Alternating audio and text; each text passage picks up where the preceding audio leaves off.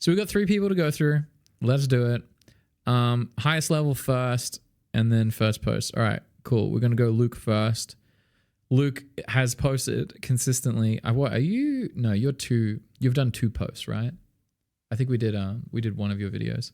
I'm quite excited to watch this video. It was really hard for me not to watch some of these things because I was like, I want to see your setup now. I'm quite proud of you jumping into Ableton and learning that. All right, City and Color song, this time Underground from the new album. Ooh. Singing isn't the best on this one. This is getting a bit more up-tempo, supposed to be... Oh, I'm going to move this over here so I can, like... I'm not turning my head. I noticed that if I turn my head to the right, it, like, pinches my nerve, and that still hasn't recovered. Opposed to my previous songs were more slow and folky. Okay, that's cool.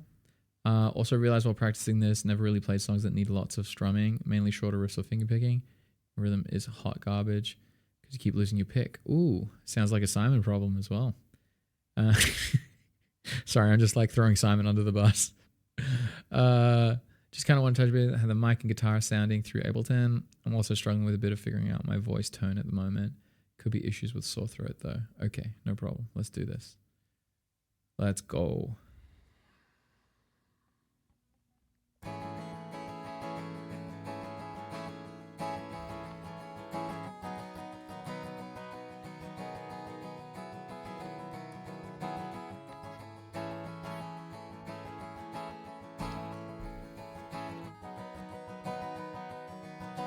Okay, right now I'm not hearing a lot of bass presence.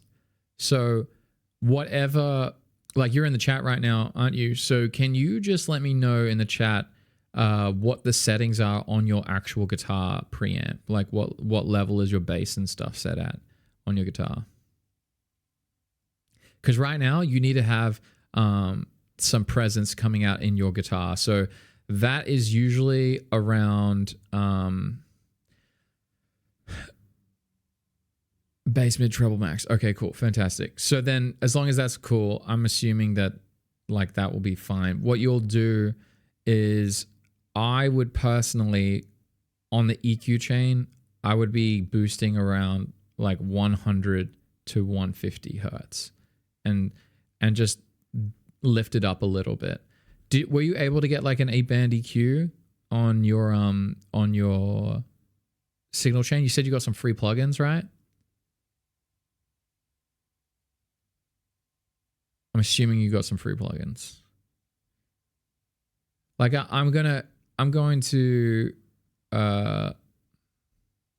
let you know what I do. So if we look at my acoustic chain, my EQ chain like has a cut. So I have a cut at like 11K around there. So at 8 I have an 11. Yeah, I have a cut at 8K.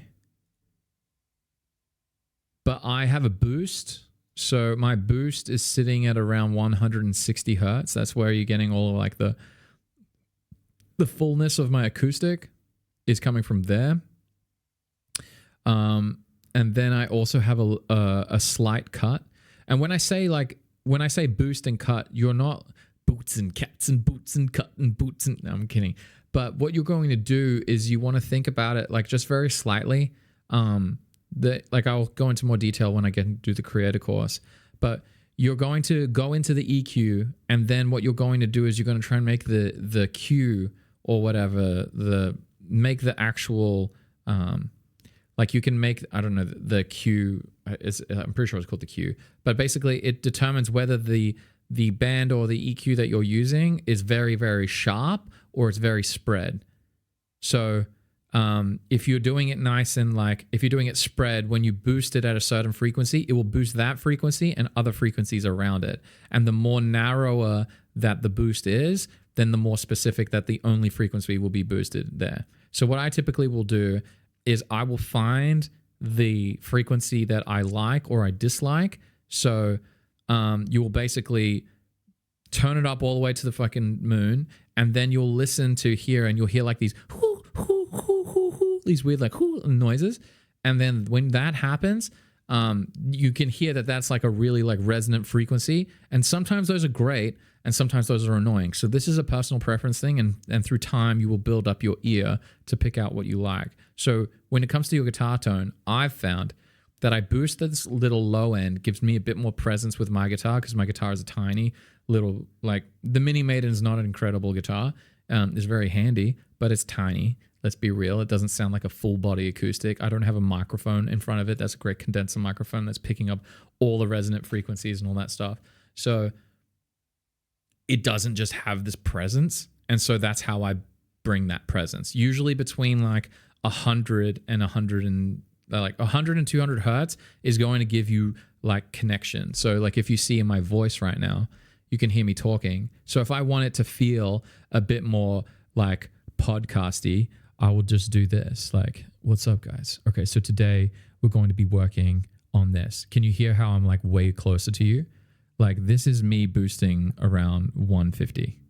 So I'm at like 110, 140. This is boosted. You can feel how it gets quite close to you and it starts to fill up. But let me just, this is how I have it. I only have a slight boost in when I'm talking, but that's what that 150 is going to do around there. It's going to give you like this presence and closeness. So when you go to your EQ chain, that will help you out. So just you see what the deficiency in your guitar is. Every guitar is different, and you can go into your pickup. Like this is one. So one strategy is this. What I'm telling you is do the boost and cut.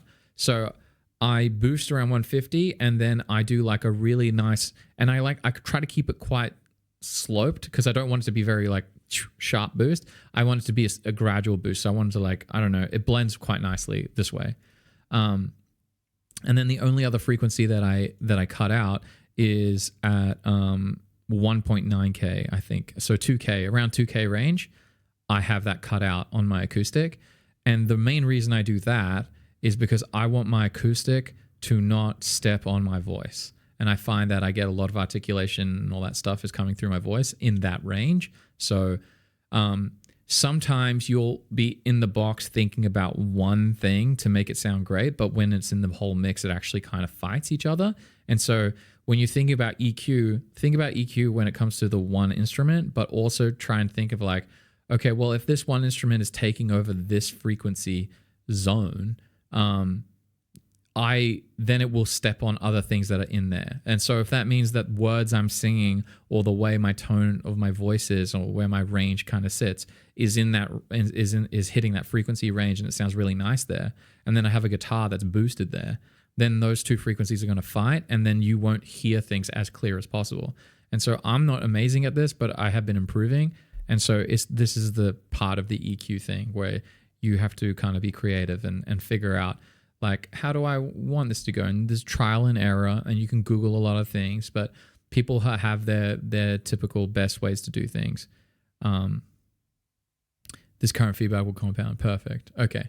But straight up just on that one as well, Luke. So that is the first one that I would look at.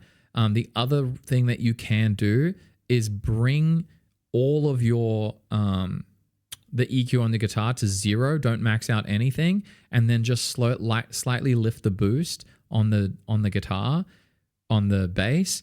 And what you'll do is put a compressor on it, and you will put a compressor on it and crank the compressor, and then EQ on your guitar, because that's like the closest thing that you're going to get to like the best EQ. Really, it's not the most like cleanest EQ, but it's like, I guess with your guitar, it will be the most. That will be like the point of entry on the sound is always the most important, and like each step after that you kind of want to fix and alter. You don't want it to be the sound. So in the chain, fix the first thing first.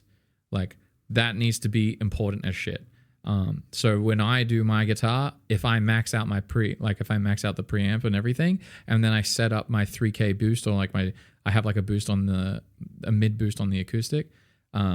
That's where I do all that stuff. And then when I go into post, I take things out and I do like a little bit of boosting on things that I need. And so the EQ is very minimal when it comes to my actual, Yeah, okay, well there you go. So that's I mean, look, hey, like that's problems for like solving problems like a dad. Proud of you. All right. Let me go. Where's my the school thing? All right, cool. All right. So that's just the guitar part when it comes to OBS.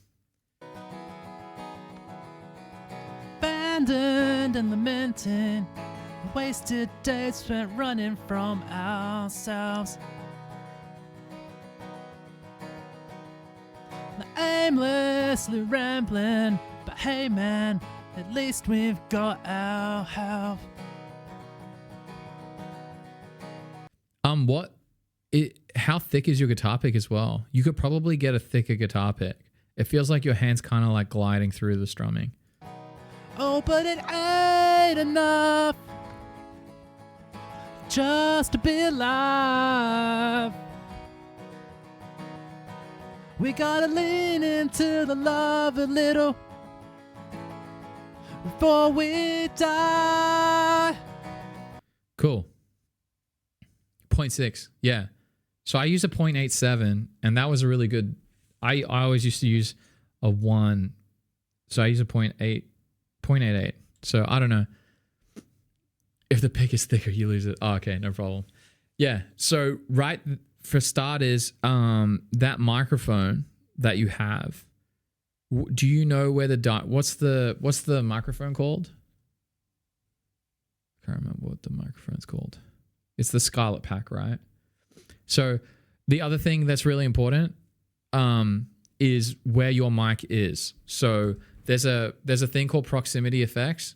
Proximity effects. So the closer I am to the microphone, the more warmth and stuff, and the closer I'm going to be, the lower frequencies are going to hit way sooner. Because the way frequencies work is the lower the frequency, it takes more time to travel than the higher frequencies because they just move slower. Because they're going, and then the other ones are going. So the microphone will pick up certain frequencies faster depending on the distance you are from the microphone. So you're essentially kissing the mic, but it's not about where you're kissing the mic. It's not about if you're kissing the mic. It's about where you're kissing the mic. So if I'm talking here, this is where the diaphragm is. So you see over here, if I sing like this, you can see that quite a few frequencies are disappearing. Hey now, hey now, hey now, hey now, hey now. You can see it slightly changes the EQ depending on how you're working. Forward-facing diaphragm. So wherever the diaphragm is, I'm assuming that your diaphragm is the same as mine. You sing into it. So you want to make sure that first things first, this diaphragm is pointing to you. And if you're going to do off-angle stuff, which you can, like some singers like to do this, so you can see, hey, yeah, yeah, yeah, yeah, yeah, yeah.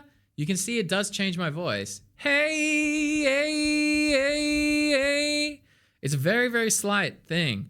But when you're EQing and compressing and doing a bunch of stuff, it will make a difference. And you want to have consistency. And consistency will come from that.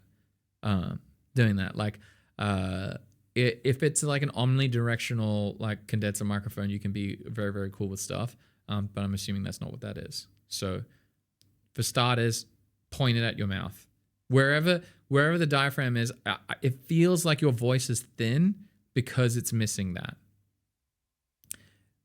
Parry, what's up? And then you also want to do add some reverb, man. Scarlett 2i2 Studio. Scarlett 2i2 Studio mic. Focusrite Scarlett. Large level diaphragm microphone. G straight to the go. It's a record microphone. Large level. So it's a cardioid microphone.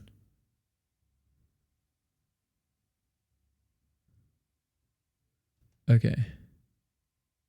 Scarlett CM. Sorry, I'll just get this done. Almost done. Where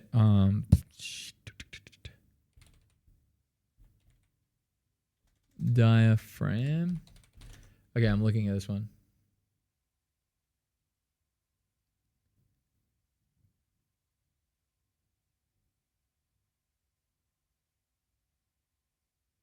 Okay, cool. Sarah's doing pretty good. She's in quite a bit of pain. Okay. So let's have a look here. Okay, cool. All right, so it is... Okay, so then you should be fine.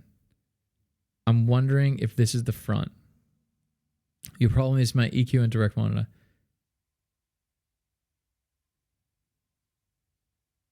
Okay.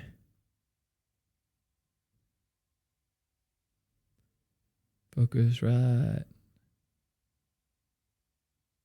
All right, let's have a look how this guy sings to it. All right, Scarlett had... This is the official picture from Scarlett.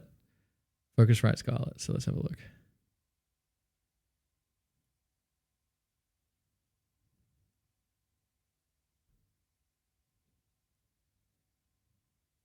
Okay.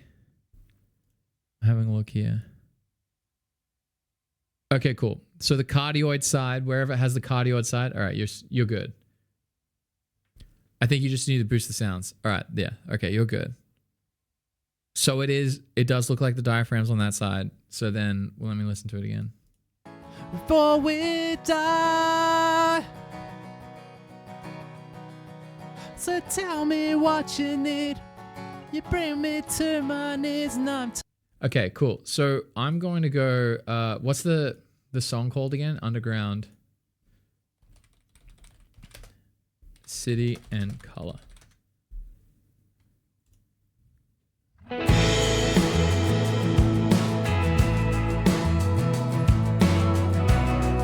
Now, what you want to do is, what will help you a lot is listen to the guys when they actually make, like, whatever their music is. Listen to what they do with their vocal chains.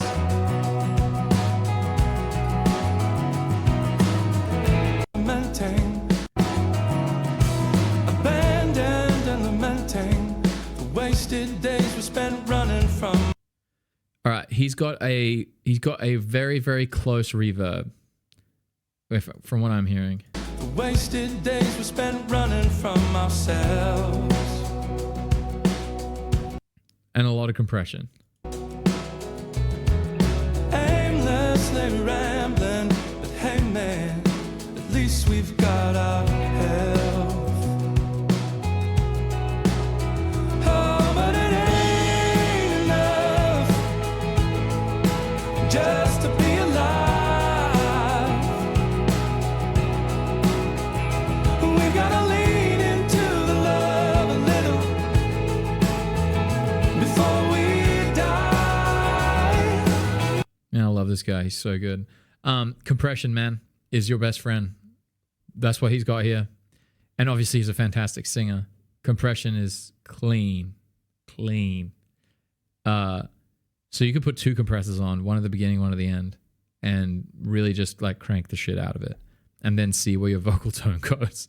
And then have a really, really light, like close reverb is going to help a lot. And I think that will get you a little bit of the sound that he's got. And if you want at the beginning, you can have a bit of like a echoey reverb, but just keep it super, super subtle. Like 2%, like literally 2% in the guitar, in the vocal, sorry. Before we die. So tell me what you need. You bring. And because the other thing is, he's double tracked his voice with a vocal harmony. Yeah. Caitlin, what up? Caitlin, have you posted in the Feedback Friday? We're doing Feedback Friday right now, so we're just going through people's videos. So that's what I would do. I mean, yeah, pretty much. tired of running, dealing life around. How do we deal with this? Treat each day as the gift it is, and I don't wanna be. You're doing this on your own as well. You're not having like the track with you. Because if we listen to this, so I'm just going to go back to this. Actually, let's just go to the chorus. Gotta lean into the love. Oh, but it ain't enough. Oh, but it ain't. Oh, yeah, Kaylin, if you want to post the video of it, I mean, it depends if you want feedback. This is only for people who just want like me to like listen to it and give you feedback. You type what you would like you would like feedback about, and then I will like analyze it for you and see if that helps you. It helps a lot of people, so anyway, let's go. Abandoned in the abandoned in the minting.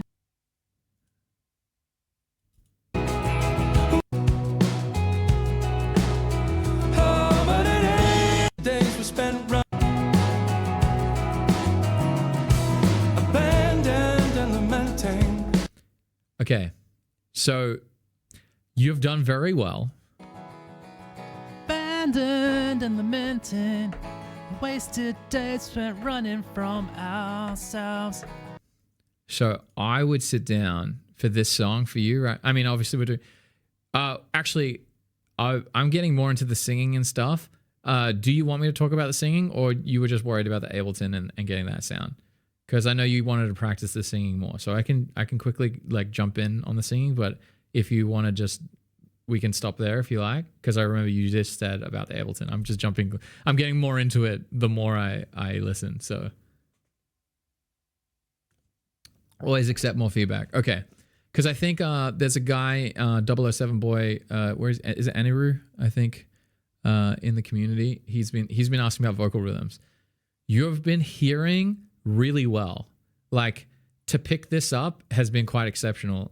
So if I listen to what you do here, ready? Abandoned and lamenting.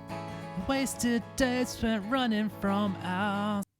So that's pretty good. Abandoned and lamenting the wasted days we spent running from ourselves. You did really good on the first two words, and then you kind of lost it. But there was a guitar strumming thing that was messing with you. But listen to how good. Like, when people are wondering, you only like, okay, cool. That's good. But when everyone asks the question, like, what's vocal rhythm? What vocal rhythm is listening to what they're doing and then nailing how they're going to phrase that. So nailing their phrasing as clear as possible. And so if you listen to it, Abandoned and lamenting the waste. So abandoned and lamenting, abandoned and lamenting. Each syllable is so perfectly placed. It almost, the reason why, if you can nail the vocal rhythm, you could sing this a cappella and it would sound great. Abandoned and lamenting, abandoned and lamenting. And dun, dun, dun, dun. You can see that vocal rhythm alone has so much in it that you can vibe to. And if you can get that out of the song, you've won. But a lot of people will be abandoned and lamenting, but it's abandoned and lamenting, dun, dun. Like, that is it. You can hear he has like swing to his voice, and it just sounds so good. And that's what a great vocalist does. And every vocalist you listen to that is exceptional. Like, anyone who's got a hit song, they're doing it. They are so, the rhythm, the groove of their voice is so dynamic, and it's so on. Very rarely do you get a song that doesn't do that. And the only songs that wouldn't do that are songs where the soundscape, or they're like techno or whatever, they're instrumentally based, where the instruments are doing that instead. Dylan, what's up? So that's what vocal rhythm is. And you're going to hear it now. Lamenting the wasted days we spent running from. The wasted days we spent running from. The wasted days we spent running from. Like, the wasted days we spent running from. It has its own rhythm. The wasted days we spent running from. Da da da da da da da da da. Like, that is vocal rhythm. And when I say learn vocal rhythm, that's what you do. Because the question was like, do I focus on getting my accent correct. And I'm like, accent doesn't matter. No one gives a shit. You could sing country songs with like a full Australian accent, no problem. But if you articulate the groove of the song, people can connect with the song. That's where the emotion's happening. It's not happening because someone sounds like a hillbilly. That's not it. It's not because you sound American or things like that. Obviously, the more you can do to connect, the better. Samantha, we'll see you soon. Oh, look, I will hopefully be streaming next week, but pretty much the streams will only be happening when Adeline is at daycare. Otherwise, I'll be like hands-on with Sarah and helping her out. Obviously, because she just had a baby. So, but yeah, does that make sense? So that's what I would say with what you were doing, Luke, is you could even just step away from it and just say the lyrics and just talk them through. Like, and where I really learned this was doing poetry with Pat Patterson, and Pat Patterson's the guy who taught John Mayer how to write lyrics. And he was so anal about it. He was just like, you got to get the rhythm of the line. It has to be clean. And we would be breaking down syllables and figuring out like which syllables would hold just naturally and which ones wouldn't, and how to stress them and where to like place the stuff. And then when you go to lyric writing and you start listening to these songs and you really like put it under a microscope, you will get really, really, really, really, really, really, really, really, really, really, really good. But yeah. Yeah. Oh, sorry, I took away the TikTok chat on the stream.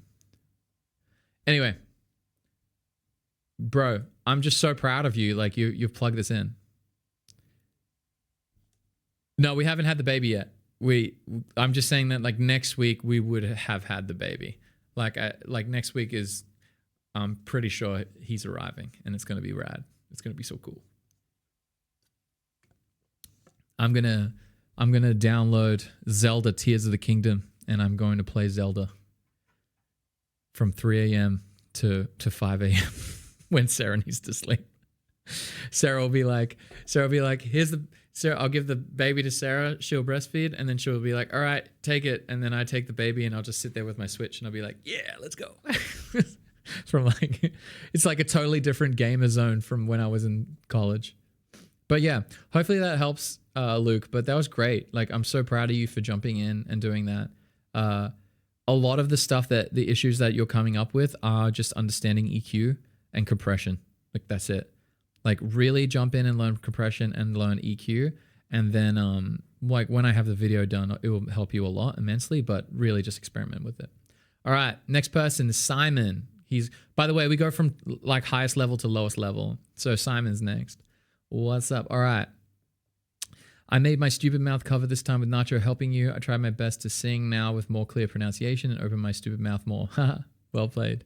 Also smiling more. Oh, dude, you were smiling more? All right, I don't know how we're going to handle this one. Yeah, dude, you're doing fantastic. I'm so proud. We still have feedback on my singing and rhythm playing. Nacho wants some feedback too. He told me anything would help. Okay. Well, Nacho only gets feedback if he joins the school. I'm just saying. Nah, I'm kidding. I don't really care. But I would love it. Ooh, what a bend.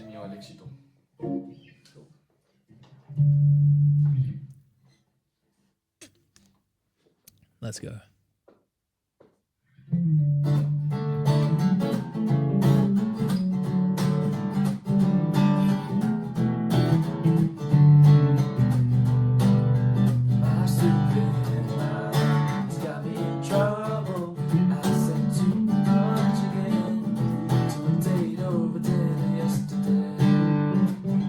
Bro, that's so much better.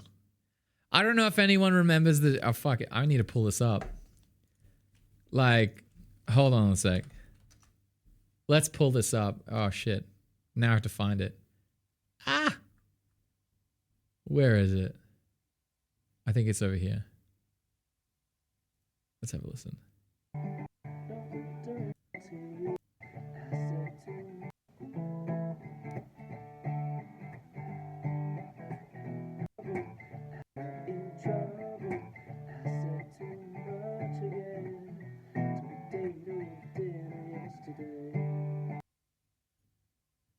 Bro.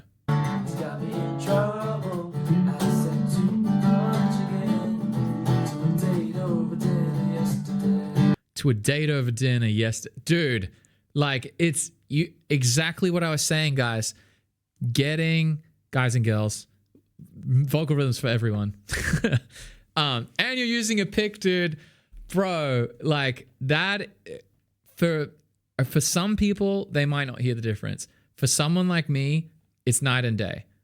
That if you can like I've only heard like 10 seconds of it and I'm already like, bro, if you can keep that up for 4 minutes and then you do it for every single song, you are going to crush.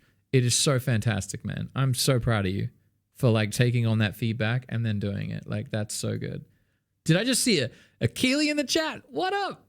A wild Keely appeared. All right.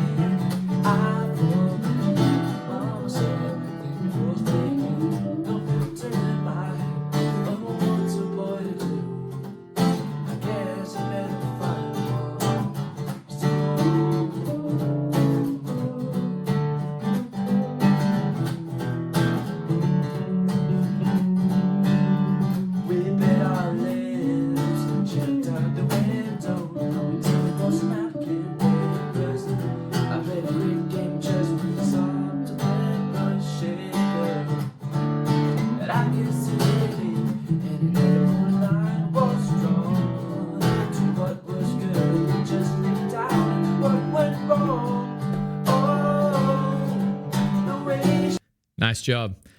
I felt like you were losing it, the timing, because you were thinking more about the singing, but you recovered so well. Listen to that.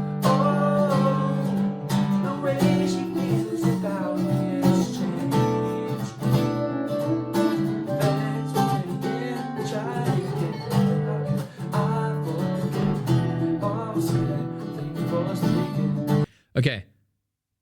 Like I said, the trick is, can you keep it up? And right there, there's literal points where you're relaxing.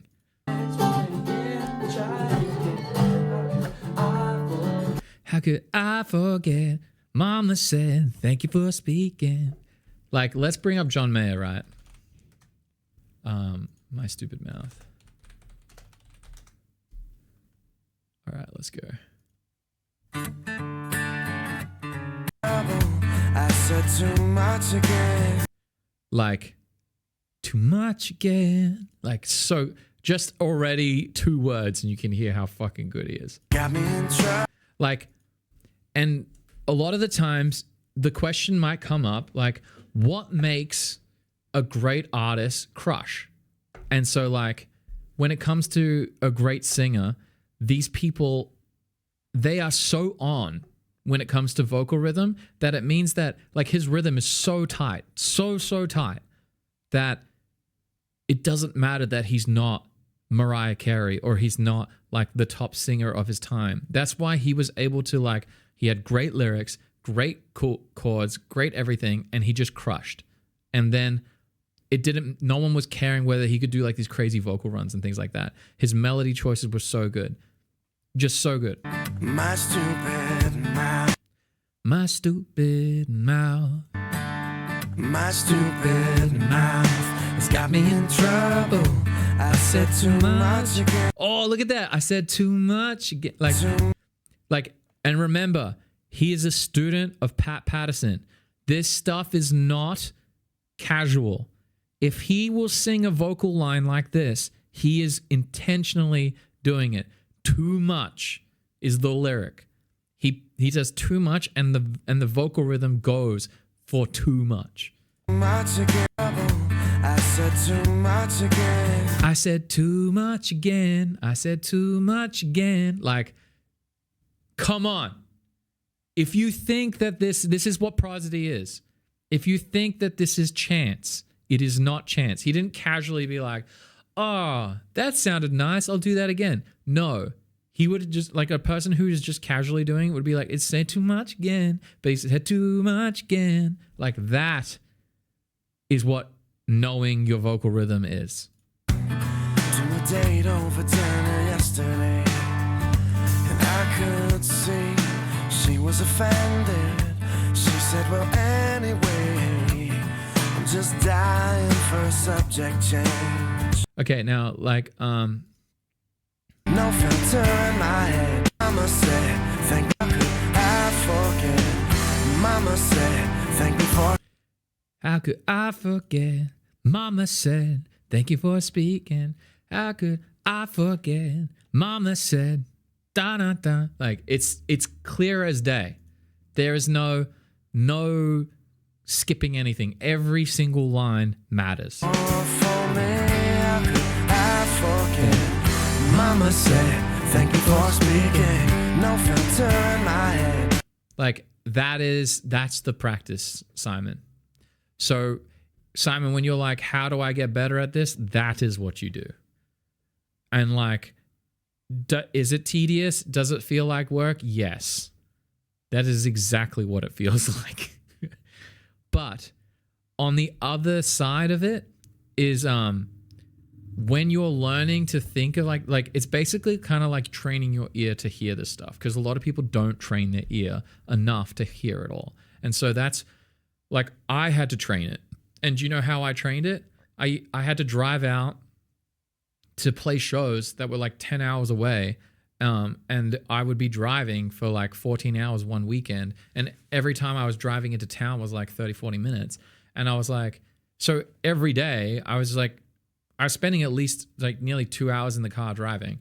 So, and some were just ridiculously long. So what I would do is I'd be like, nah, there has to be, like, everyone's being like, this is how you do it, this is how you do it. And I was like, no, every single thing that I'm listening to all these artists is different. They have different accents, they have different ranges, they have different songs, they have different lyrics, they have different melodies. What the fuck is the thing that every single one of them are doing that make, like, what is the thing that ticks like, hey, this is what creates like a hit vocal? Like, this is how you sing a hit vocal. And I was trying to figure out, like, for myself, I was like, what is it that every single one of these guys are doing? And I'm like, there has to be something that really sticks out. And like, it was vocal rhythm. Like, I'll pull them up again. Like this was one that was insane. Like, gigantic song. All right, no, we want to hear the actual recording.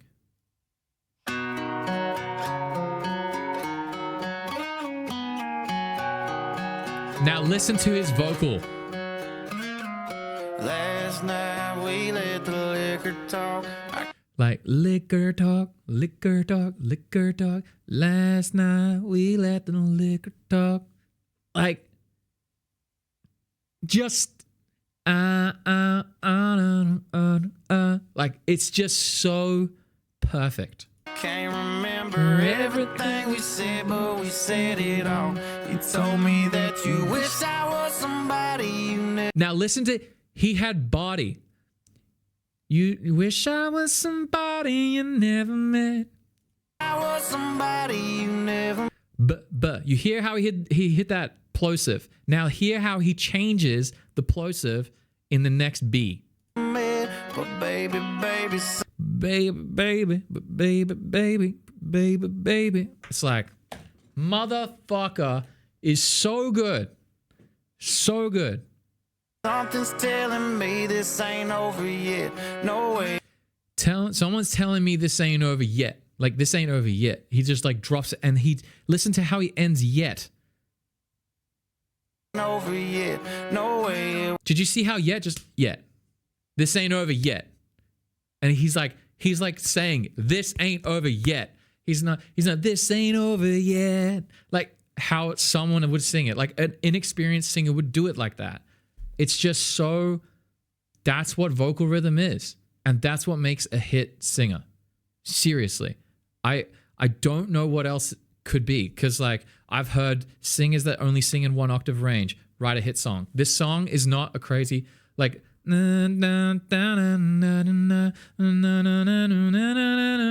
like if we pull out the guitar and let's try and find the note. Lol, I literally first note got it right. Last night we let the liquor talk.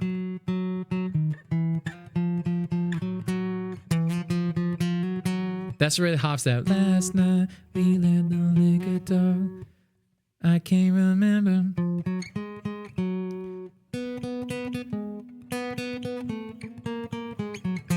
He's just literally sitting in within a perfect fifth.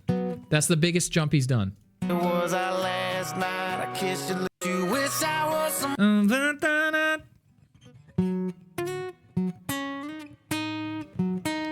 You should wish I was somebody, or whatever it is. Like, he's going, the max he goes is a 6.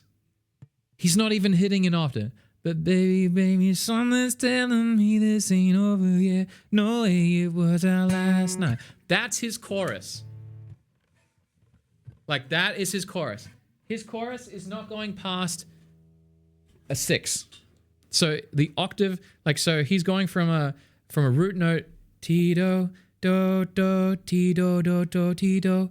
Like, that is, he's just sitting there, really, really great, and also great melody, right? You're hitting the root note, and then you're doing ti do ti do ti do ti do ti do ti do. Fucking, like, literally one of the greatest melodies was built on that. Like a whole generation, like Jaws, yo.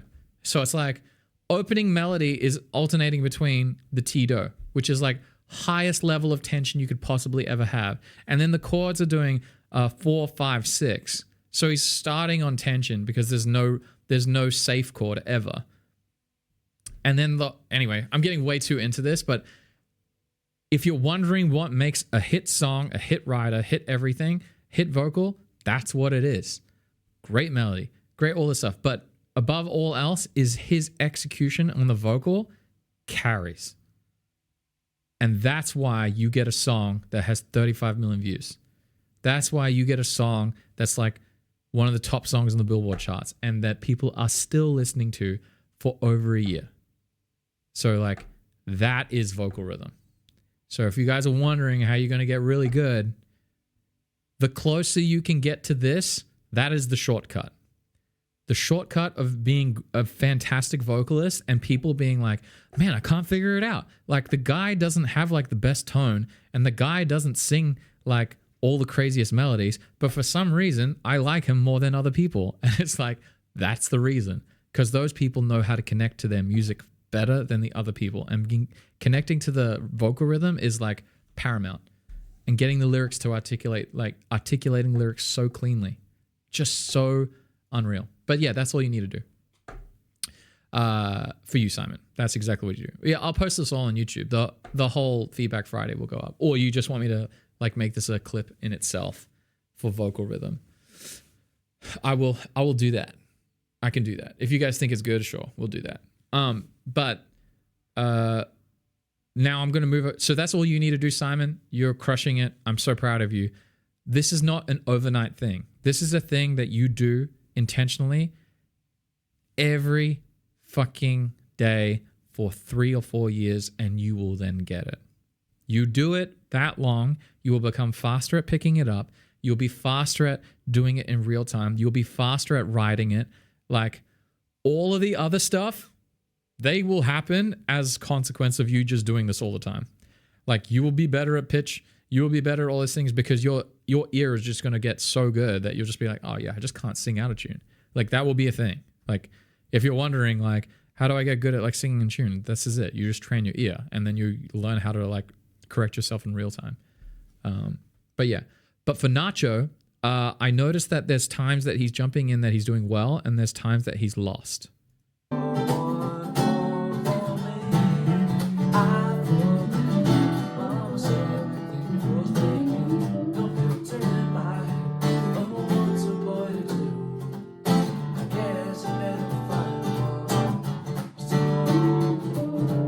Okay, cool. Nacho, when you did that just then, that's when you do it. Like, if you listen to John Mayer, look, I mean, I won't say every time because John Mayer does a bunch of, he learned the song today. Yes. It's more, he learned the song today. So what I mean right now is how he's figuring it out, like how he's finding his place. Nacho, the very first thing that you want to do if you're going to be playing guitar with other people is you need to look at where Simon's playing and you gave him a solo. Oh, did he crush the solo?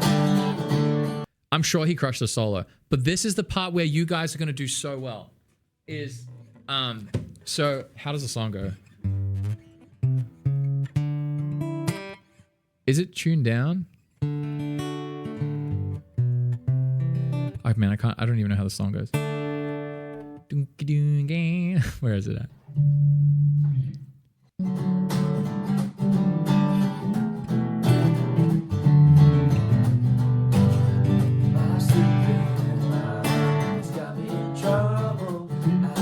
Okay. Oh, push the wrong button. So you go.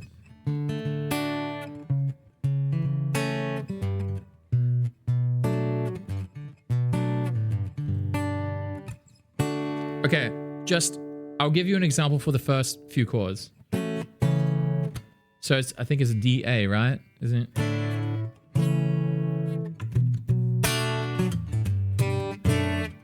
I can't remember I don't even know how the song goes. But I would immediately be going like, finding where the triads are that he's not playing. So he's filling up the guitar on the lower frets.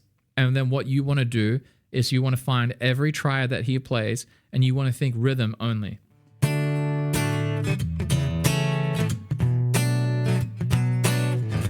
Or whatever it is. So then you would be like, okay, well, he's got a D. And then maybe like a B. So be like...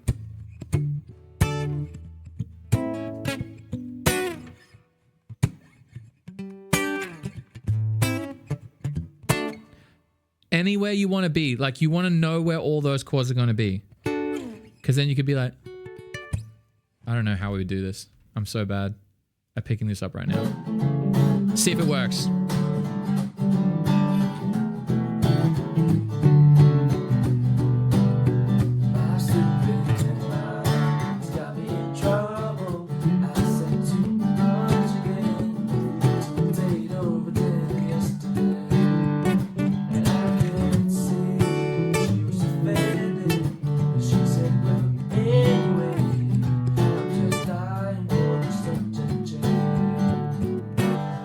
What's that last chord? Is that G?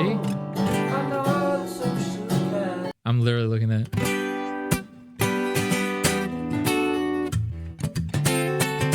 You could do like, when he's doing stuff up there, you could be like, oh,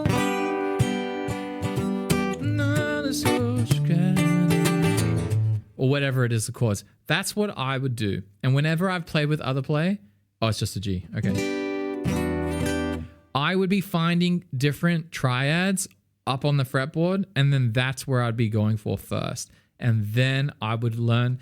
You've put the fills in the right place when he's not playing, but when he is playing, you need to find a spot to fit. And typically with John Mayer songs, and especially with Simon's playing, he's filling up a lot of space. So you need to be really surgical about where you're going to be. Like, it can be as simple as like, or like whatever he's going to do.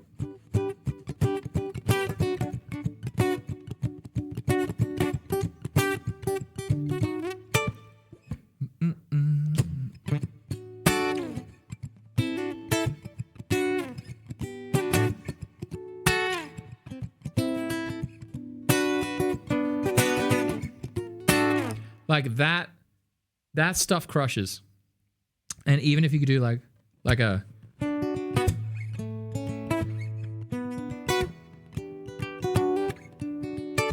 I don't know, whatever it is. But that is where Nacho is going to crush. And for you guys, if you can do that and he can find where he's going to fit in super subtly just underneath, so he's just basically adding layers to your rhythm playing, that will do so well. And then when he does his fills, they'll just do fantastic. because he does have all the John Mayer fills down, which are really great.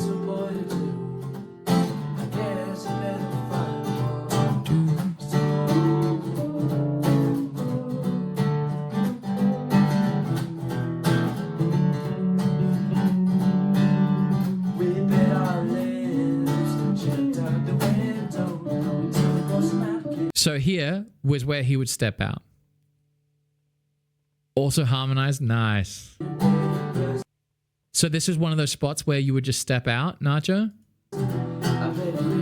But I don't know if you're learning this on the fly. Did he learn this on the fly in straight off the bat? Because straight away in this point here, I would be like, get the chords down, get your triads right, and then just like pull back immediately. Because every time you do a lead melody, you are now fighting with the vocal melody. Always remember that, Nacho. Every time you do a guitar melody, you are fighting the vocal melody. And there will never, ever, ever, ever, ever, ever, ever, ever, ever be a scenario where a guitar is more important than a vocal. Period. Like, at all. Even if you were Slash and Axl Rose. I'm telling you right now, I love Slash's solo, but Sweet Child of Mine is pretty much because of Axl Rose. Like, I'm a huge bias towards Slash, but like, there will never be a scenario where a guitar is going to be more important than a vocalist, especially in our era. No one cares. But I love the good guitar parts, but other people won't. So just remember that you are making choices every time you play with Simon that will be like, okay. And it's a guitar thing that I used to do all the time. But I don't know if like this is out of context because, you know, he just rocked up and he's just doing this. But I don't know if when you're practicing and actually playing with other people that you might do a little bit of this. I had to really reel it back, like just pull back completely on this kind of mindset. And then that's where I got so much better. And that's actually when I got paid way more too. Like I would play in bands and every time, because my goal and my objective was like, how can I make this singer sound fantastic? Like, how can I be dynamic? How can I bring out the lyric more? How can I get like his vocal rhythm? There's stops that he does here, right?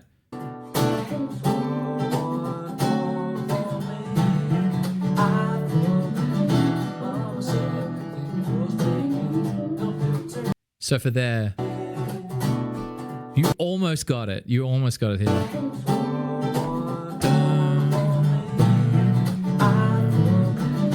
So you'd be like, boom, or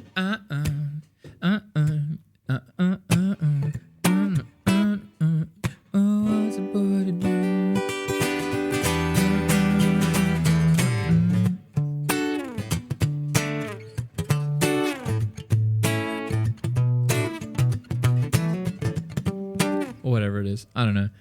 But you're just going to be trying to find spots to fit in and then connect with his rhythm and then bring out his vocals. If you do that, you're like the god tier guitarist. Like you're like the best guitarist ever. You're just like, let me see if I can find who, like an example of this. Guthrie Trapp and Hall & Oates. Yingy, what's up? John Oates. All right, cool. I think let's see if they got a video of them playing.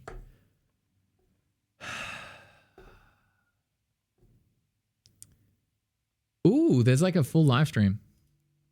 You are. All right, man. Yo, I did this guy's release, by the way. John Oates from Hall & Oates. All right, live stream. The only thing I'm adding is my little colors and stuff here and there. So the last thing I want to do is be playing the exact same. Oh my God, he's literally lecturing about what I'm saying. Fucking, there you go. Just go and watch this video. This guy is one of the best guitarists in the world. Like, he's easily one of the best guitarists. Fucking God level player. When I lived in Nashville, he would do a session, and he would do a show every like Wednesday night or something, or every like 2 weeks. I mean, it's not so much a coincidence. This is guy's like one of the most like musical best players to play in Nashville, and he's got like a really unique tone for that. But I used to go and watch him, every like he'd do these like maybe it was like once a month on a Wednesday he would go and play, and he would have like these great session players. Whoever was not touring at the time, they would all just step in and play. And fucking hell, he was so good, just so fucking good at guitar, and it like blew my mind every time. Anyway, Same. But anyway, this is a great Jimmy Rogers song. It's a dark and dreary. Everywhere I roam, I miss the Mississippi. okay, so he is kumbayaing up here. So have a listen. This might not pertain to you guys a lot. The what they're doing together does, but this song will be a bit different. So you're going to hear him play. So sad and weary. So he's already on the upper part of the guitar. Now he's going to play on the lower part of the guitar, and he's got a rhythm. Dum, dun, dun, dun, dun, dun, dun, dun. So now you're going to hear him do like spread voicings, where he's going to arpeggiate these chords in a really clean way. Far away from home, I miss the Mississippi in you.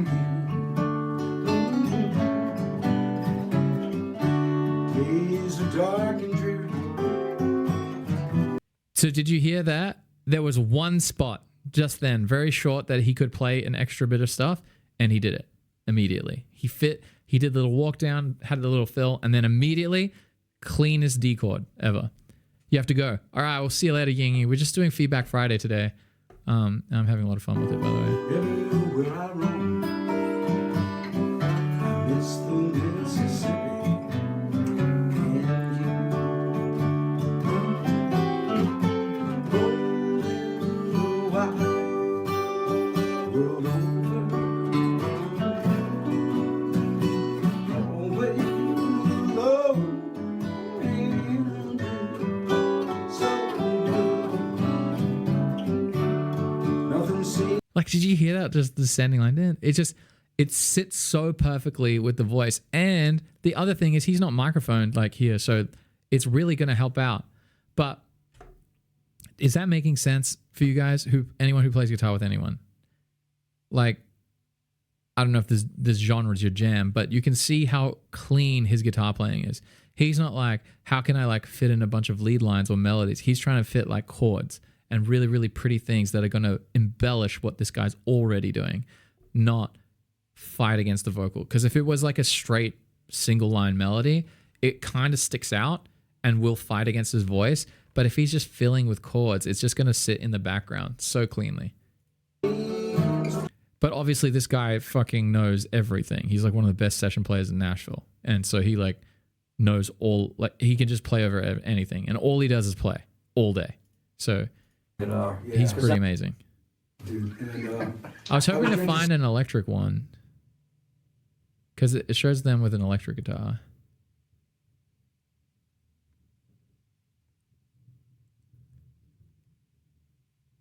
All right. Oh, well, it is what it is. All right. So that makes sense. All right. Crushed it. By the way, I love it. Let's hear this guitar solo.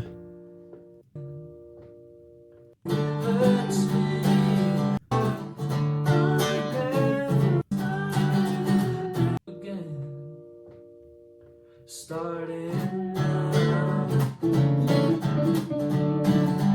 Starting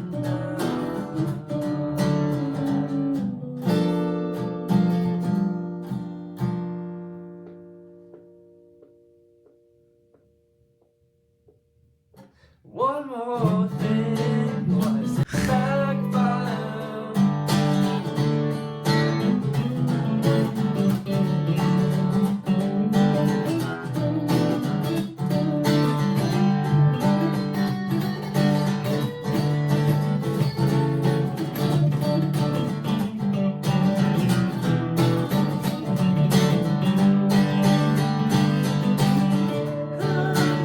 Nice.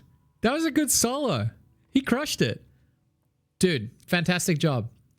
I love that. You built up the story, jumped in with the bands, then you brought it back down, and then you lifted back up at the end.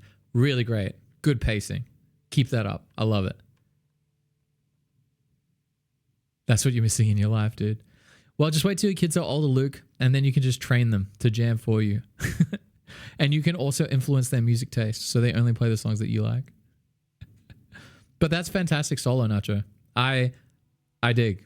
You didn't do any crazy stuff. Keep it chill.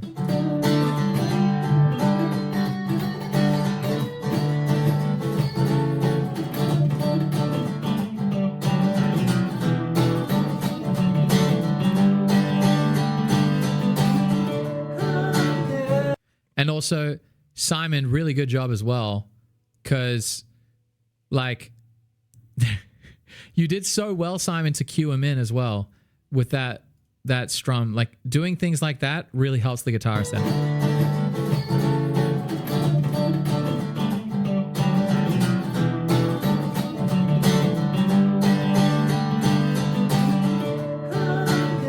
Like that's great. That's so great. You guys worked really well together to, because when you do things like that, one, it's going to cue him on when to jump in, and then also it's going to give him the opportunity to ramp up with you, and you're also ramping up with him, so you guys are working in unison, so the tension's there, and then you're resolving, jumping back into the chorus. It's great. I like it. Do that every time. Crush it. You're not going to nail it every time. There's times, honestly, I need to see if there's a video of it from the last show that we did, but like my drummer, because he's listened to me do enough solos, and because I kind of do my own thing, my ear will pick up, like because I'm very, very strict in practicing this, and I'm getting faster and faster at doing it, but I will pick up on his sneaky little drum fills, and then I will turn my guitar and connect with his drum fill. And so my little line, he might do like something like that, and my guitar lick will immediately, I will fucking catch it so fast that I will do the phrase with his drums, and he's just like, oh my god, what the fuck? And so it's like learning to play with your band and the partner you're jamming with is like huge. That's one massive thing. Like when you're playing with other people, they can inspire you to do a lot of really, really cool things. So very, very cool. All right. Let's move on to Caitlin. All right. Something in the orange on Capo 4. Let me know if anything should be improved or not. All right. By the way, so Caitlin posted this video. She posted something in the orange, and I noticed she was playing it in the original key. But when she posted the other song, she did Girl Crush. And Girl Crush obviously crushed when she sang it. And I was like, damn, this sounds so good. And then I was like wondering, oh man, would something in the orange closer to that key work really well? So this is what she has done. All right, good night, boys. Stay safe. But first things first, Caitlin, the most important thing is when you sang it on the capo 4th fret, how did you feel? Did that feel better? Like, was it a better experience for you vocally? Did you enjoy that? Like, do you like this version? Because I can make suggestions, but I also like don't want you to be like, oh, Luan says do it like this, and I need to do it. It's like, it really comes down to like do things the way you want to do it. No problem, Simon. I'm so glad you guys had fun. And thank you, Nacho, for joining and hanging out with us today. This is so cool. It felt good. Capo 3. All right, good. I love that. Because as long as you can see that like there's never a like exact way to do it, just find the best way for you, and that's gonna be cool.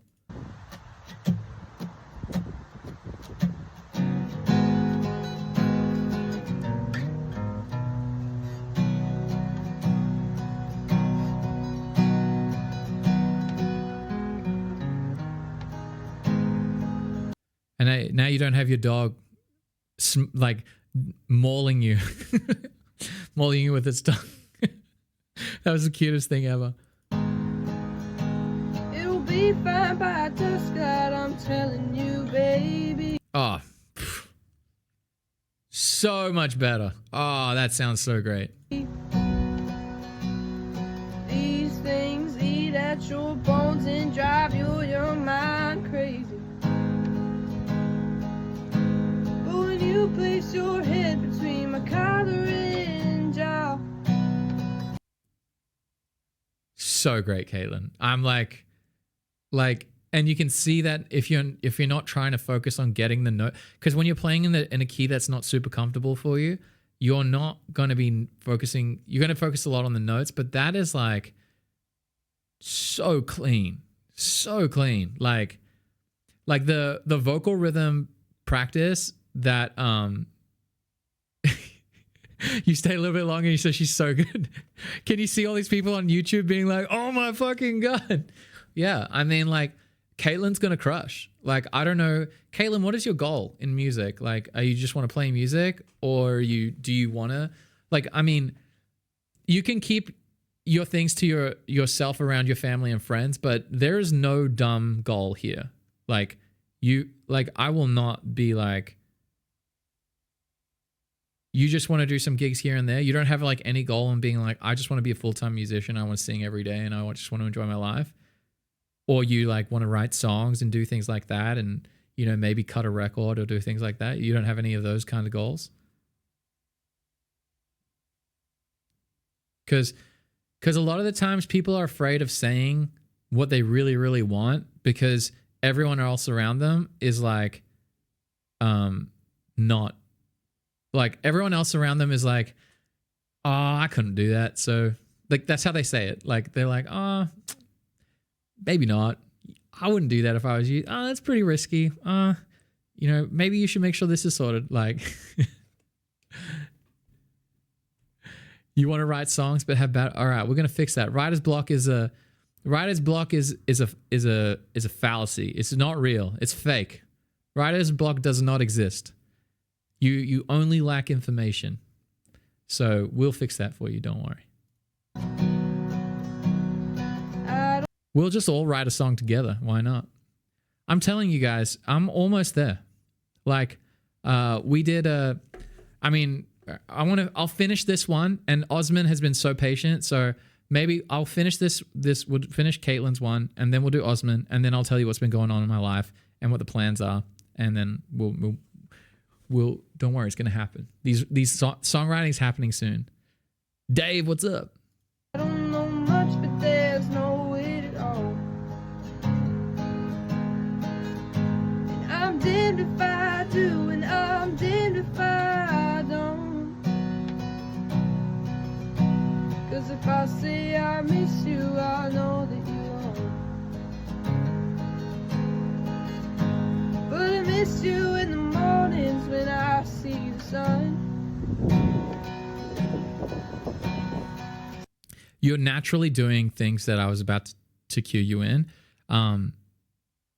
Like you just did it here. I see the sun. Do you see how you held that held before strumming? That was fantastic. That's a really, really important thing that you need to do. I love that. That was great. Something in the orange tells me when I'm done. To you, I'm just a man. To me, you're all I am. Where the hell am I supposed to go? I poison myself again. Something in the orange tells me you're never coming home. If you leave today, I'll just stare at the way orange touches all things around. The grass, trees, and dew, how I just hate you.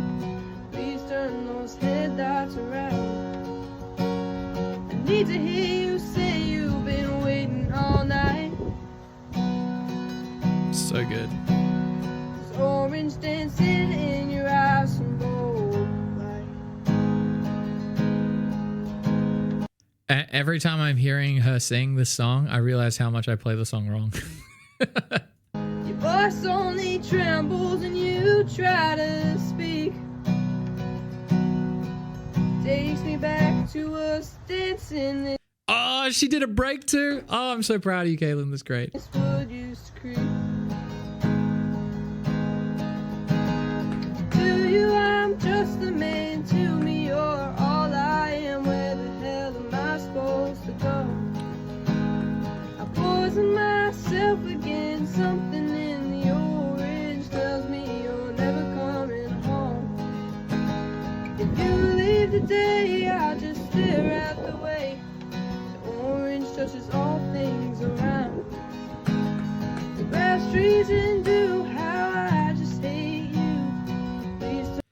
Like I'm so proud of your vocal. Like everyone, that is what it is.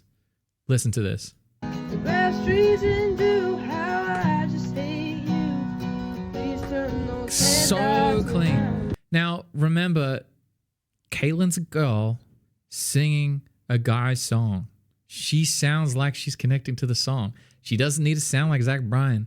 Like, it's fucking fantastic. So fucking good. Like, seriously.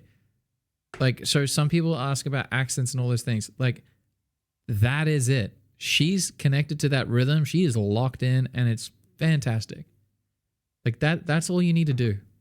Like, so good.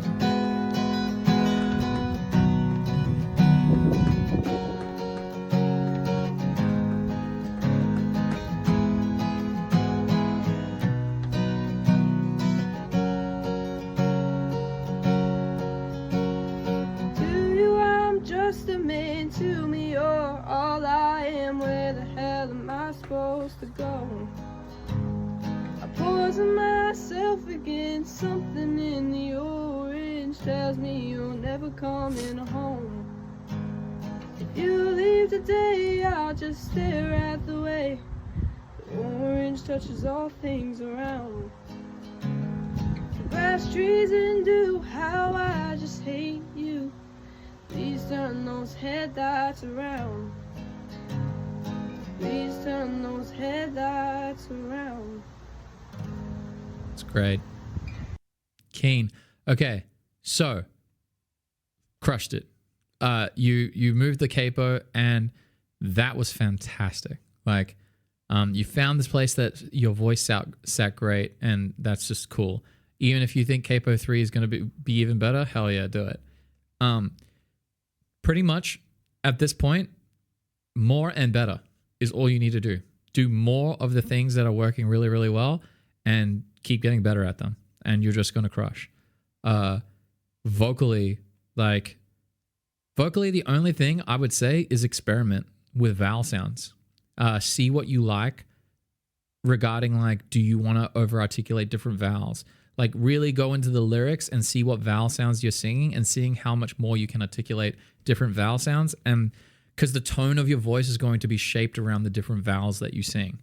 So, like, that would be the only thing that I would be like, all right, what do you want to start sounding like? Do you want to sound like there's a big change between the different words? The less movement that you have with your voice over different vowels, the less... She tells you this a lot too. Did she actually bring up like the vowel sounds? That's so cool. Yeah, so that's the only thing I can see, because you're singing like quite closed off in what you want, and that's fine. Like, there's plenty of people who have sung very, very good. If you open your mouth more, you're going to find that you can get more tone out, and you might find that you can get like a clearer tone out of your voice, because you just got more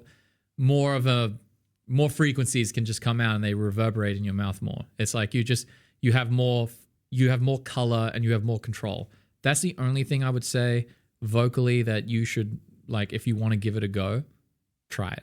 Like, see what you like.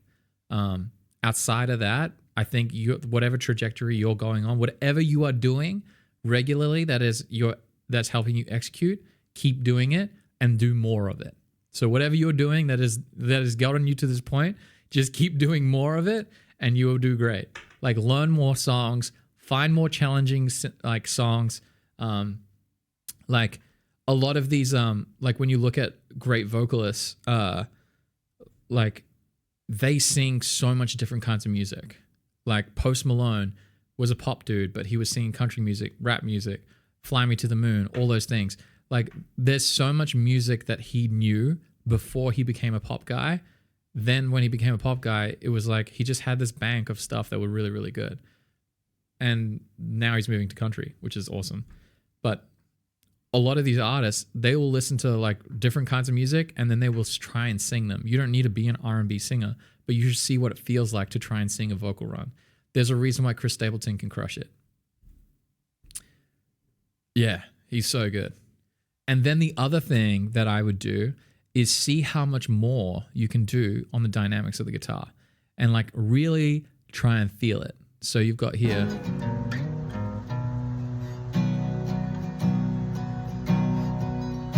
I would add palm muting. Palm muting for you, I think, is going to be like this really, really cheeky thing that you'll add to your guitar playing that is going to completely add a whole new layer to everything that you do. So if you're on capo 4th fret, I think I actually play the whole song wrong.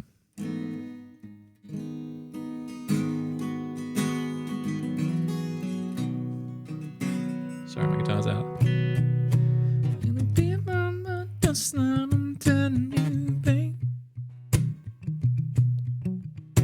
These things that you're not drive, you're not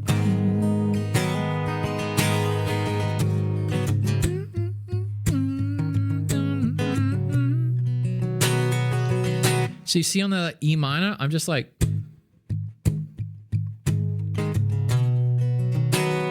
and then I'm opening it up. I'm closing and then opening, closing and then opening. And this is going to create like this feel underneath your singing, which is going to be really, really great. You're going to create like this dynamic flow because you don't have a band. You don't have like a whole recording behind you. And what you want to do is you want to make sure that first chorus sounds huge. Like, you know.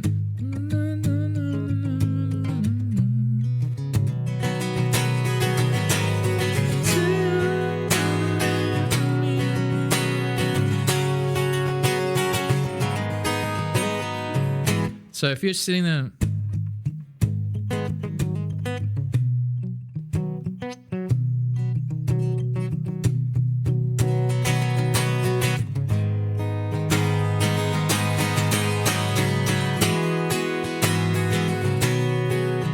so you can see how like bringing in the palm muting and then using it dynamically when you want to like, you're going to use it as like a bring everything in to then explode.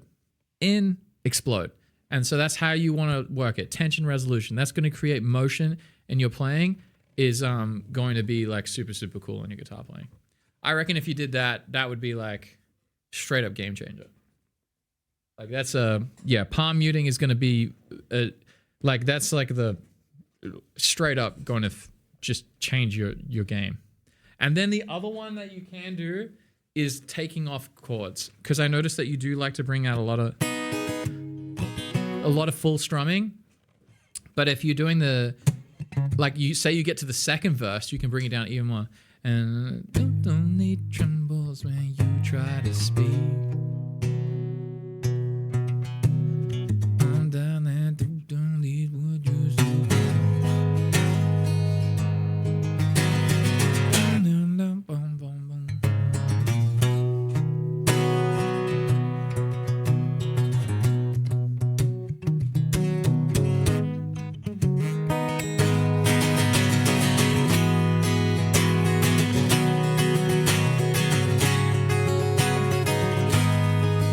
So you see how that's like giving you more tension and then resolution? And then when you get to the last chorus, that's what, like you already crushed it with just the single strum.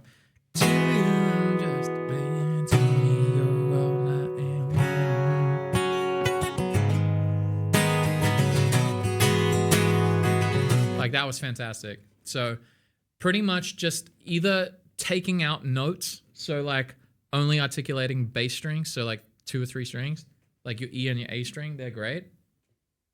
And then just finding the cadence that works. So like isolating it, so do like a couple of bass strings, then high strings, bass strings, then high strings. Not doing the whole strum, so you like splitting it up is going to be great. And then also doing the whatever the fuck I forgot, palm muting. All right, fantastic. I loved it. Everyone, make sure you guys give Caitlin a like on this because she deserves lots of points for that. So every time someone likes your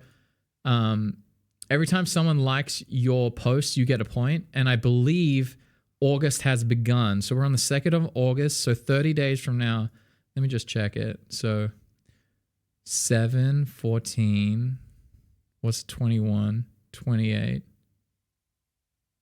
29, 30. Yeah. Okay, so Monday the Monday the 2nd of September. Oh, no, we're not. So tomorrow it starts.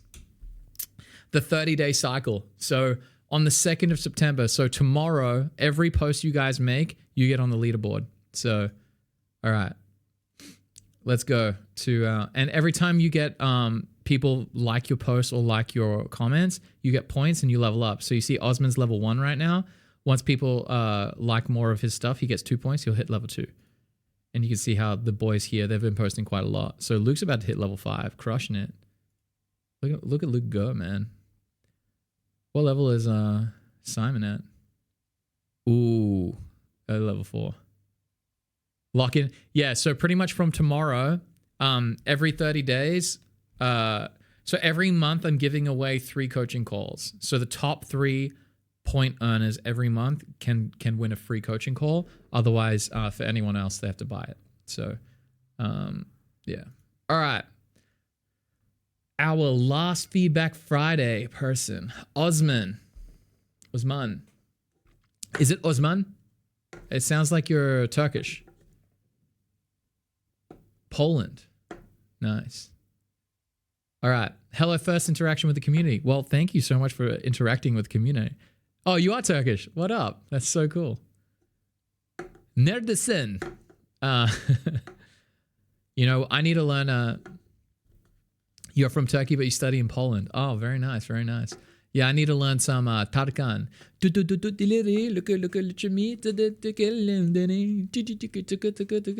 don't know. One day, maybe I'll learn some.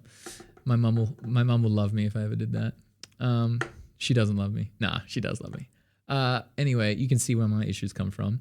I have confidence issues with singing. One challenge is getting used to hearing my recorded voice, which sounds very different from what I hear when I sing. Additionally, I'm concerned about my appearance while performing. Do you have any tips on how to present myself during a performance? Where should I look? Where do I make eye contact with the audience and avoid it? Also, you mentioned vocal rhythm a lot. Okay. Hopefully we've answered the question on vocal rhythm. There we go. I don't know if you've been watching the video, so hopefully that answers the question, what we were talking about earlier, if you were watching that part. How do you know if your vocal rhythm is good or bad? We'll find out in a sec. Okay, cool. You really got a bit. Yeah, I'm glad. Another thing is you're almost entirely self-taught, struggle with understanding my skill level on the guitar. Cool. Learned mine 2 months ago from my YouTube jam videos. Oh, nice. Because I've been playing guitar for almost... Nice. You can play more complex things because you've been playing guitar for almost 7 years. I've always been jamming sessions in town for the past 3 months, have improved immensely. Yeah, fantastic. That's good. However, now that I'm back in my hometown for summer break, no music community. That is not good. I feel like I've stopped improving and am just consolidating my skills. Right now, I feel comfortable playing minor pentatonic scale, but I'm experimenting with minor and blues scales. I don't know where to go from here. Should I keep learning scales or should I focus on something else? And what should I do? I have no idea. I usually play guitar for hours and hours every day, and it got me somewhere, but I feel like I can't get way better if I don't find direction. Perfect. Okay. Let's go. Let's jump right in. Ooh, Lose Control, Teddy Swims. Something's got a hold of me lately. No, I don't know myself anymore. Feels like the walls are all closing and the dead is knocking at my door. Oh, I don't mind. How many times did I tell you I'm no good at being alone? Yeah, it's taking a toll on me. Trying my best to keep from tearing the skin of my bones.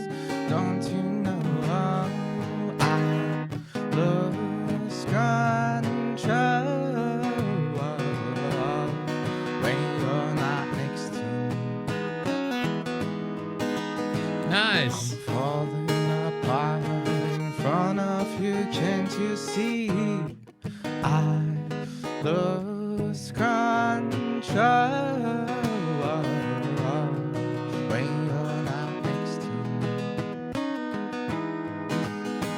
I'm breaking apart, baby, you making it so free.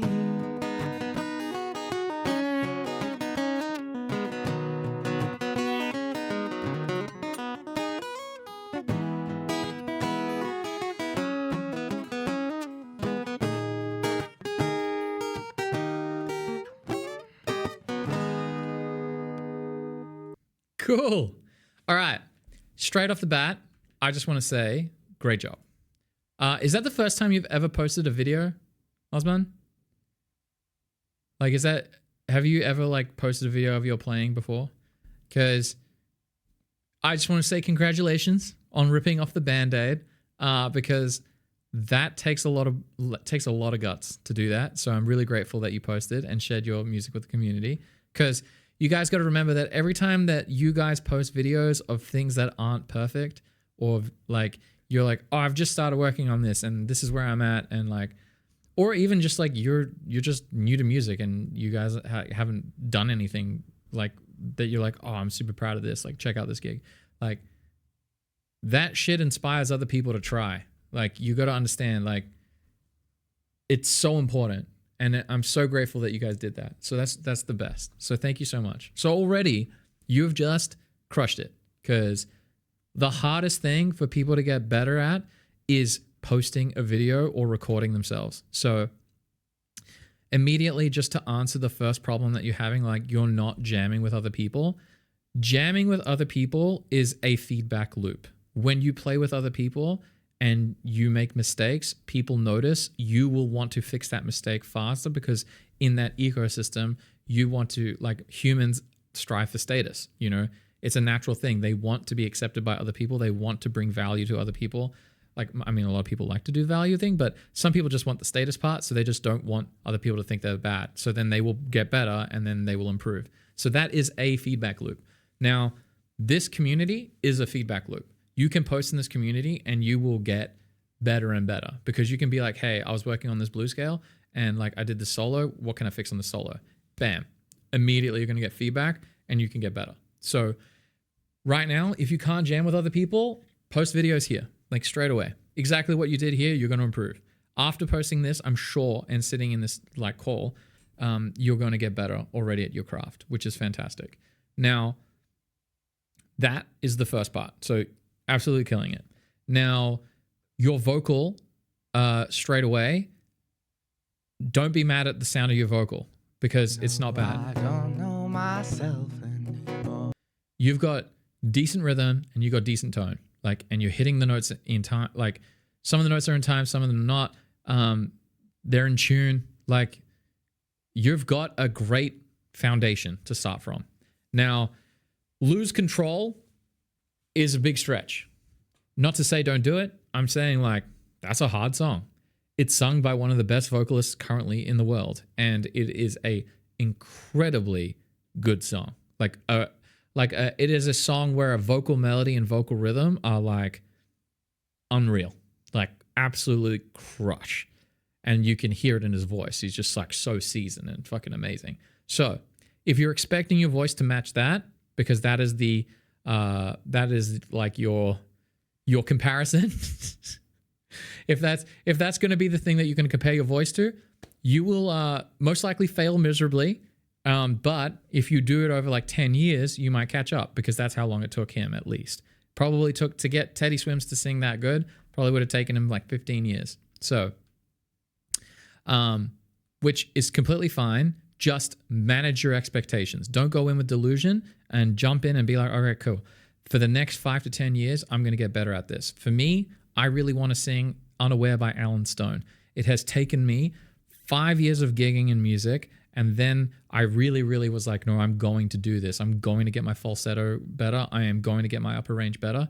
And then it took me another year, after really like super like honing in on that one aspect of my singing, to then I can actually be listenable. So right now, that song for me personally, I reckon is at a 6 or a 7. And then to get from 7 to 9 or 8 is going to take quite a lot of effort. And I'm not afraid. I'll keep practicing and I'll get there. But it will just happen in like 3 years or so. Like in 3 years, I will probably get to the level where I could sing like an Alan Stone song at like, 80% or 90% of his execution on that song that I'm replicating. And to do that is pretty crazy. Like if you can approach a song that way and like do it like that, that's a huge win. So just manage your expectations for your vocal for this. I would practice the fuck out of it, but I'd also use other songs that are easier and more manageable to build up your skill set as a singer, so that you're picking up all of the fundamentals through other songs. And then each time you pick up a new song, come back to the song. And then each time you'll find that every time you go back to lose control, you'll be just that bit better. Yeah. A lot of people overestimate what they can do in 1 year and underestimate what they can do in 10. So always remember that. Like for everything you do in life. If you're going for a 1 year goal, it's like a lot of the times you will fuck it up. But if it's a 10-year goal and you stick to it and don't get distracted, you will crush. So that's one thing I would say. But the tone of your voice, like, get over it straight away. There's no better way to get over your voice than to just keep listening to it a lot. You just got to be desensitized to how shit you think it is. Because I hate my voice still, but now I'm going to a point where I'm like, it is its own sound. So the sound that I hear every day is very different to the sound that I'm hearing through everything else. So I'm just like, it is what it is. And now I just don't think about it. Like the same way that your brain learns to hear like noises on the street and then you can go to sleep, it will do the same thing for your vocal. You will learn to not hear your tone and be annoyed by it. You'll be like, oh, it is what it is. And then you're just focusing on the things that matter, like the vocal rhythm, melody, blah, blah, blah. So that is the part where we're focusing on, where you're like, oh, how do I get used to my tone? You just have to get used to it. Post more videos, listen to yourself over and over and over, desensitize your brain from thinking that that's actually a metric that matters, because it doesn't matter. The sound of your voice and what your tone sounds like, I don't give a shit, dude. Get over it. Like 100%. It is like the thing that it's like the hardest and bitter pill to swallow is when you don't like the sound of your voice and you realize that you're stuck. Like that's your voice. You have no choice. Like it's kind of like me being like, man, this is how tall I am. I'm fucked. You know, I'm never going to be a tall, cool guy. You know, I'm always going to be a shorter dude, but it is what it is. Like you just got to make lemonade out of that, because that's how it is. Because you might not like your tone, but other people will. I've had people that are like, man, I love the tone of your voice. And I was like, bro, you're high. You must be smoking something. And whatever you're smoking, I need more of it, because there is no way that sounds good. But they loved it. Like even when I first started singing, people were like, man, you have such great tone. And I was like, bro, that is not great tone. I don't know what you're thinking. But so you don't know what other people are thinking. So that's the other thing. But yeah, that's like the main parts for the vocal stuff. Now the other thing is your guitar playing. When you're doing a song like this, bring the guitar playing down. Keep it as simple as possible. You're trying to get a lot of fills here, and that's going to make it really, really hard for you to focus on the singing. So if you're not a super confident singer and you're not like a killer guitarist, then what you want to do is you want to pick the thing that matters the most. And I always will favor vocal. Vocal is the most important part every single time. And then make the guitar playing as simple as possible. Like even if you're just doing like super chill strums and not even doing like any extra strumming, just so you can focus on getting the cleanest vocal rhythm, and then you add more. So that part will help you a lot. Now, if you're going to work on fills, make sure that the fills themselves are connecting to the vocal rhythm. So what that means is when you go to do fills, keep them as simple as possible. So you're on capo. You're capo 4, right? Don't you know?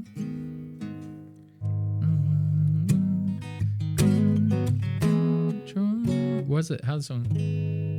Don't you know me lately? No, I don't know anymore.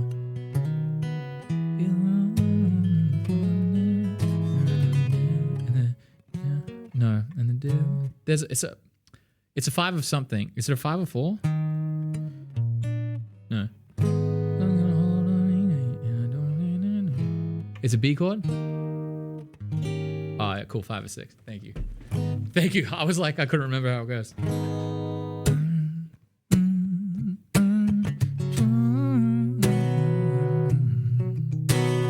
So if I was doing it, I'd be super chill. Something's got a hold of me lately. No, I don't do myself anymore. Feels like the walls are all closing in, and the devil's knocking at my door. How many times? Down, down, down, down, and I'm not good at being no more.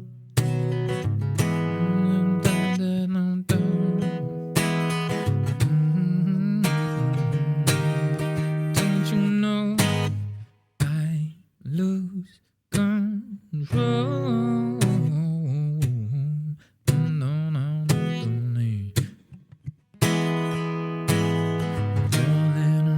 baby, you make a death of me.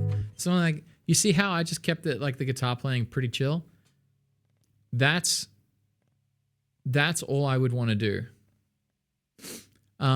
Start strong in the beginning, and I really want to get that part right. Yeah.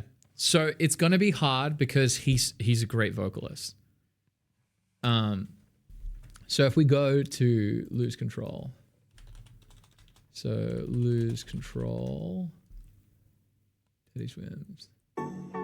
Something's got a hold on me. So if you listen to the song, boom, boom, there's not even drums. Like, this is how simple it is. Something's got a hold on me lately. Though I don't know my though on me lately. Something's got a hold on me lately. Something's got a hold on me lately. Something's got a hold. Oh, it's in a different key. Something's got a hold on me lately. Something's got a hold on me lately. Something's got a hold on me lately. No, I don't know myself anymore. Something's got a hold on me lately. No, I don't know myself anymore. Feels like the walls are all closing in, and the devil's knocking at my door. Oh, how many times? You see how I just keep it as simple as I can? And I don't really know the song. But you can see how I'm trying to engage as much as I can on that vocal rhythm and keep it as simple as possible. So the beginning, it'll be like, something's got a hold on me lately. No, I don't know myself anymore. Feels like the walls are all closing in, and the devil's knocking at my door. Or whatever you do. So that would be how you would practice getting the strong. And then as you get more and more confident, something's got a hold on me lately. No, I don't know myself anymore. Feels like the walls are all closing in, and the devil's knocking at my door. How many times? You, I'm no good at being alone. Now, you saw how I just did that fill. I just did a fill on the major pentatonic. I'm no good at being alone. I copied the vocal rhythm on the fill, and that is a cheeky way to do a fill. Like, if you're going to do a fill while playing the guitar, keep it as simple as hell. Literally hit any note that's in the key. How many times did I tell you I'm no good at being alone? Feeling the balls are moving in, the devil. Don't you know I lose control? You're not next to me. I'm balling up, baby. You make a death of me.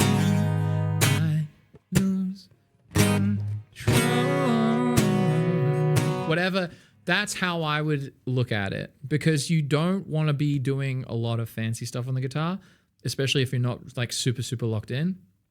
But if you are going to do fancy stuff, you want it to copy the vocal rhythm and make it really, really easy for you to just sneak right in, especially if you are singing over the top of it. That is my trick. Like it's the most like a lot of the times you will think that the guitar, you do the guitar practice, then you do the singing practice. Guitar is they're one of the same. The singing is going to dictate how you're going to approach doing guitar fills. So like if I'm doing like say this is the song, I will try and think of what the vocal rhythms are. So something's got a hold of me, da da da da da da, or da da da da da da da. So if I'm jamming and I'm there, and now I'm gonna do like a guitar break.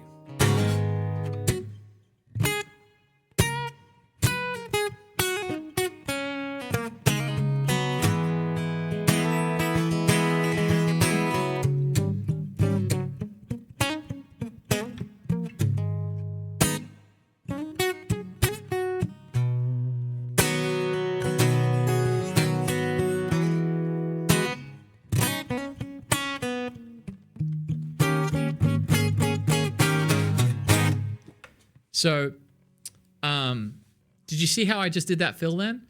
I try to connect super, super close to the vocal rhythm when I was doing the fills, and then I wasn't disrespecting where the chords were. So I knew that the chords were going to come down on 1, 2, 3, 6, 1, 2, 3, boom.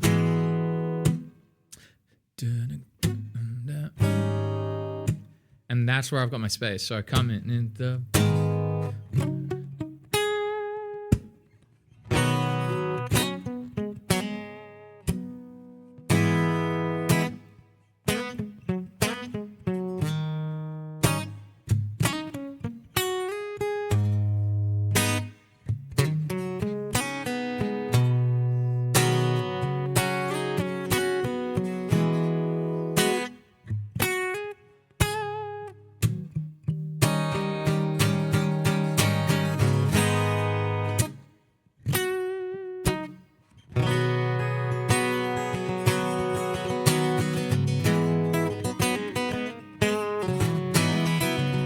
That one I went a bit too ham, and I lost it.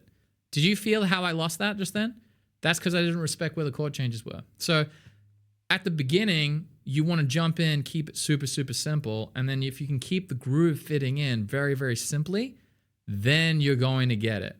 And then from there, you start to add a bit more. But you always want to go like, where is the downbeat? And practice to get in the downbeat. And start very simple. So like...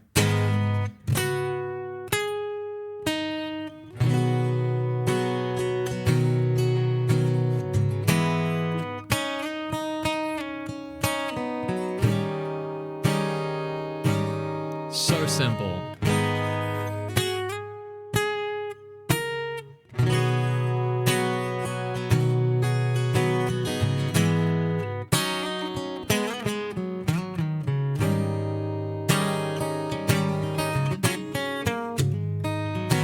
Already, I know that your hands could handle it because from listening to what you did, you already have a bit of experience moving around the fretboard.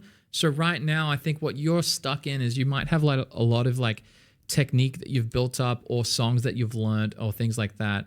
And what those are going to be doing in your guitar playing is they're going to set up like a muscle memory that is not controlled. And like I had to go back and relearn this shit. And it looks like you're going to have to do the same thing I did. But the sooner that you figure it out, the better, which is just learn how to play in time and get whatever melodic ideas that you want to do as fills super in time, and then you will embellish it. And that's how you do it every single time.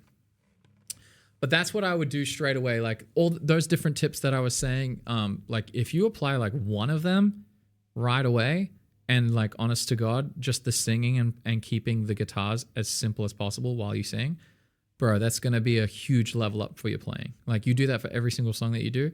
Oh man, you just come back after a week or two and let me know. And I'm telling you, you're going to improve. If you can apply all of these things, amazing. I'm trying to give you as much things that you can like take home. But really when you're taking on these things, you don't have to go super, super crazy on it. Just be chill. Like pick one and do that. Be like, Luan said, I should focus more on my vocal rhythm. I'm gonna do that. Luan said, be more simple in my guitar playing. I'm going to try that out. And like at different times do that. Now, the last thing that I want to touch on is you did mention here about the pentatonic scale. The goal of scales is you need to learn the scales, but you don't need to practice the scales. The only time you practiced the alphabet was when you were a kid. And then once you learned the alphabet, I don't see any adults going back going A, B, C, D, E, F, G, H, I, J, K. Okay, cool. I know how to do my alphabet. All right, cool. Now I can start going, I can write this email.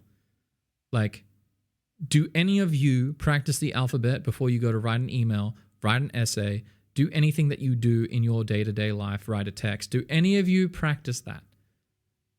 I just need to make sure I rule out that there's not people in the room that practice their ABCs before they do their work for the day. But that is what someone who practices their scales is doing. If you're someone who goes in and you're like, hey, I want to be a better communicator at guitar, so for the next 15 minutes to half an hour, I'm going to practice my scale exercises, then you are now wasting time. If you need to learn a scale and learn how it has context with the song that you're playing, that's a different story. Practice that. Practice learning how it works. But don't practice scales for the sake of practicing scales.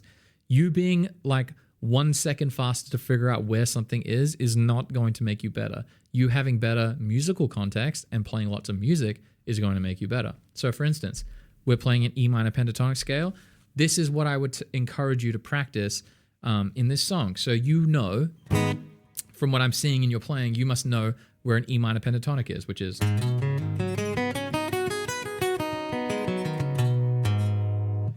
You got that, right? Now, what I would do is I'd be like, okay, well, when I hear an E minor pentatonic, like when I go to play the E minor chord in this song, I know that this note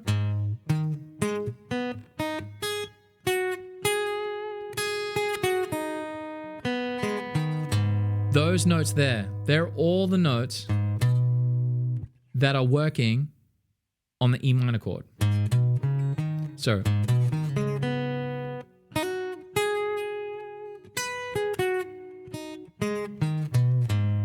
when I play the E minor chord, I know that those all work that way.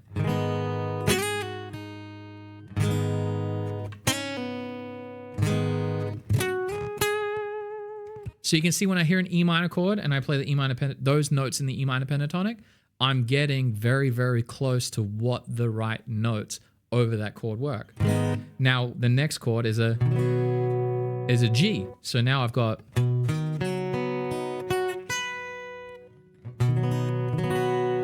those are all notes that fit over that. So over here,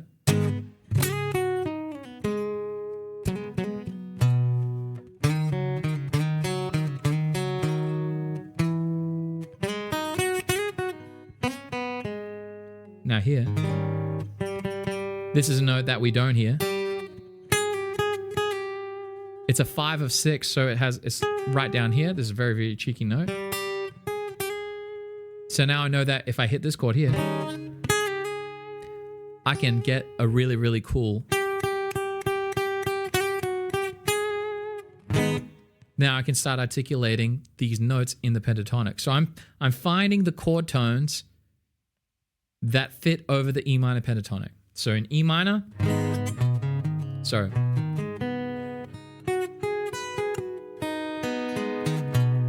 And then over the G.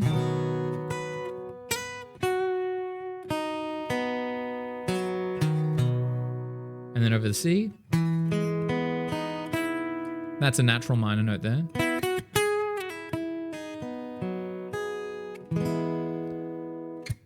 And then this one here. Over the B7.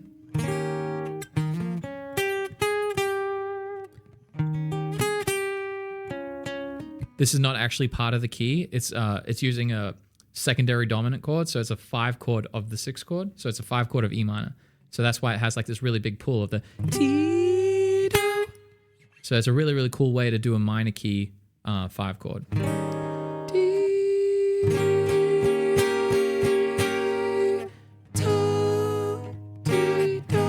So that is what I call learning your scale.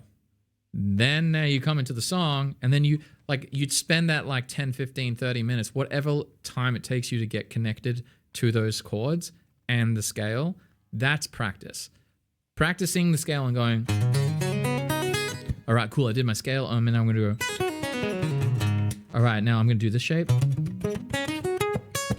That does literally nothing. Literally nothing.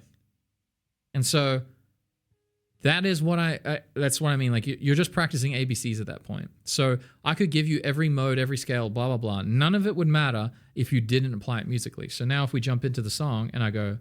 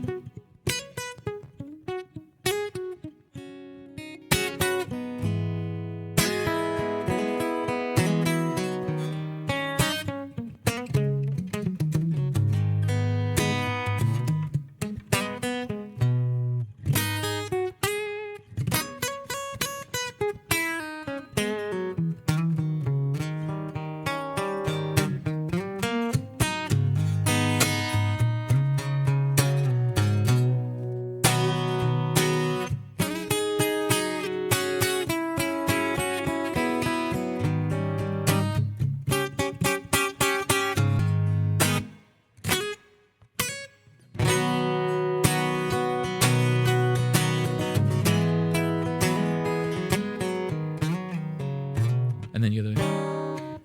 Does that make sense? How I approach that?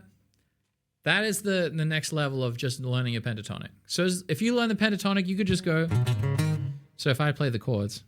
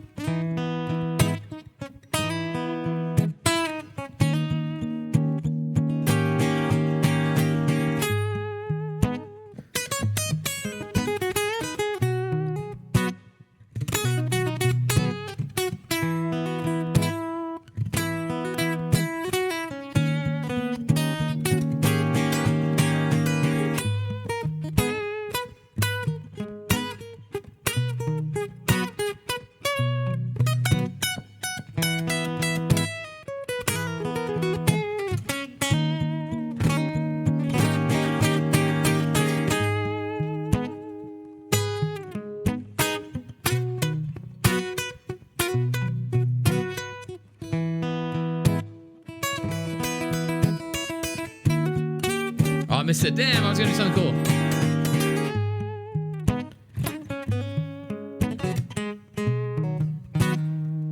So you see I came back to the G, now to the C. Back to the B. Back to the E minor.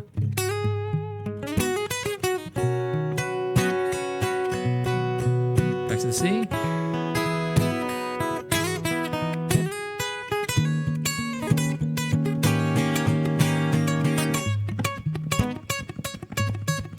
To the G.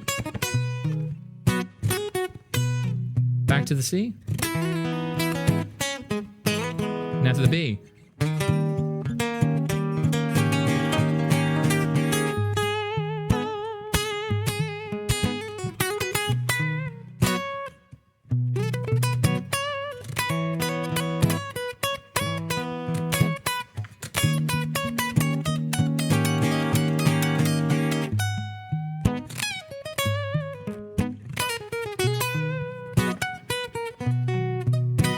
Anyway, you see what I mean? I don't know if you can see what I mean, but basically I'm jamming on the minor pentatonic, but then I train when I practice, I'm learning where the chords are fitting over the pentatonic. Then I go back and I improvise, and then I just pay more attention. So you don't have to sit at the beginning. You can be like, okay, I'm going to play every chord, like every E minor chord, I'm going to play over the E minor, and every G chord, I'm going to play over the G minor, over the G, every C, whatever. So I will show you the first step. So we just went through the whole process of the improvisation part. Now I'm going to show you like, this is how I would apply it as an exercise. So I'd be like, all right, I'm going to play only the chord tones to get a vibe. And then I'll show you the next step. So this is the first, like after you've done the practice and you've learnt where everything fits over the chord tones and the E minor pentatonic scale or whatever scale you're playing over. E minor. G. Now to the C. And then the B. Back to E minor. Now to my G. Now to the C.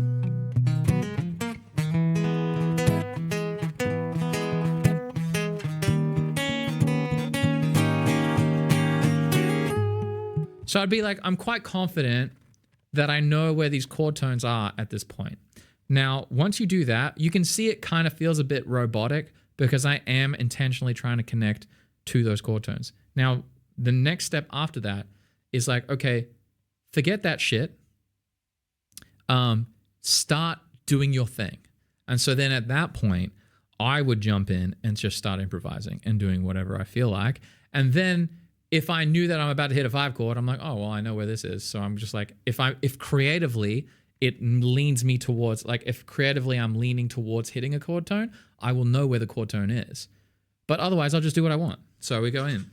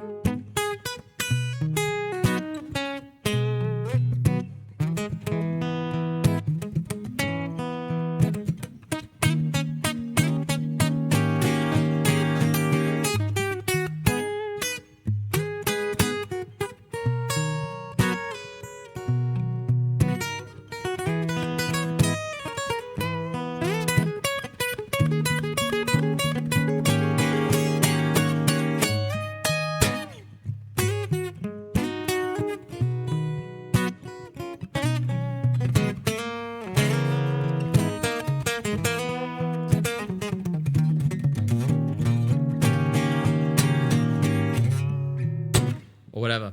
You can see how I was just vibing and I was just having fun. Jem plays. Never gonna give you up, never gonna let you down, never gonna run around and desert you, never gonna say goodbye, never gonna tell a lie, never gonna turn around and hurt you. It's so, so bad. Hey, Jem, I expect you. This is crazy, but here's my number. So call Jem, maybe. Anyway, fucking whatever. Sorry. Yeah. So that's what I would say with the improvisation part. So hopefully you guys had fun today on Feedback Friday. It's now starting to get quite hot in here in the studio. But hopefully that brings you a lot of value and you guys enjoyed that. So if you're watching on YouTube, this is our Feedback Friday. And if you're new here, we have a free music school. It's on school.com/Luan School of Music. If you want to join, we had a new person join. Let's go.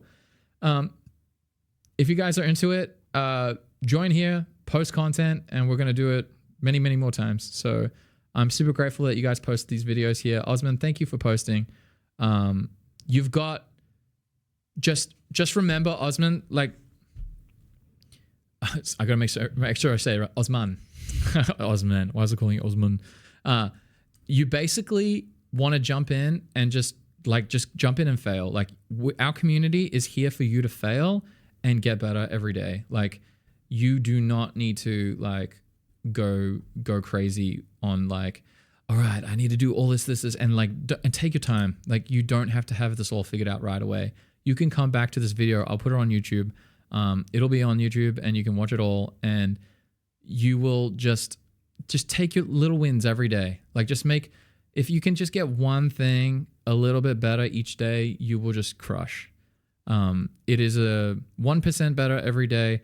And if you're posting videos of yourself and you're getting into the loop back of like, oh man, I'm going to post a video in the school community, I want to make sure it's good. You're going to be watching videos of yourself and naturally assessing what you do. And that's going to improve you as well. And then you have us who are going to pick out the things that will help you improve.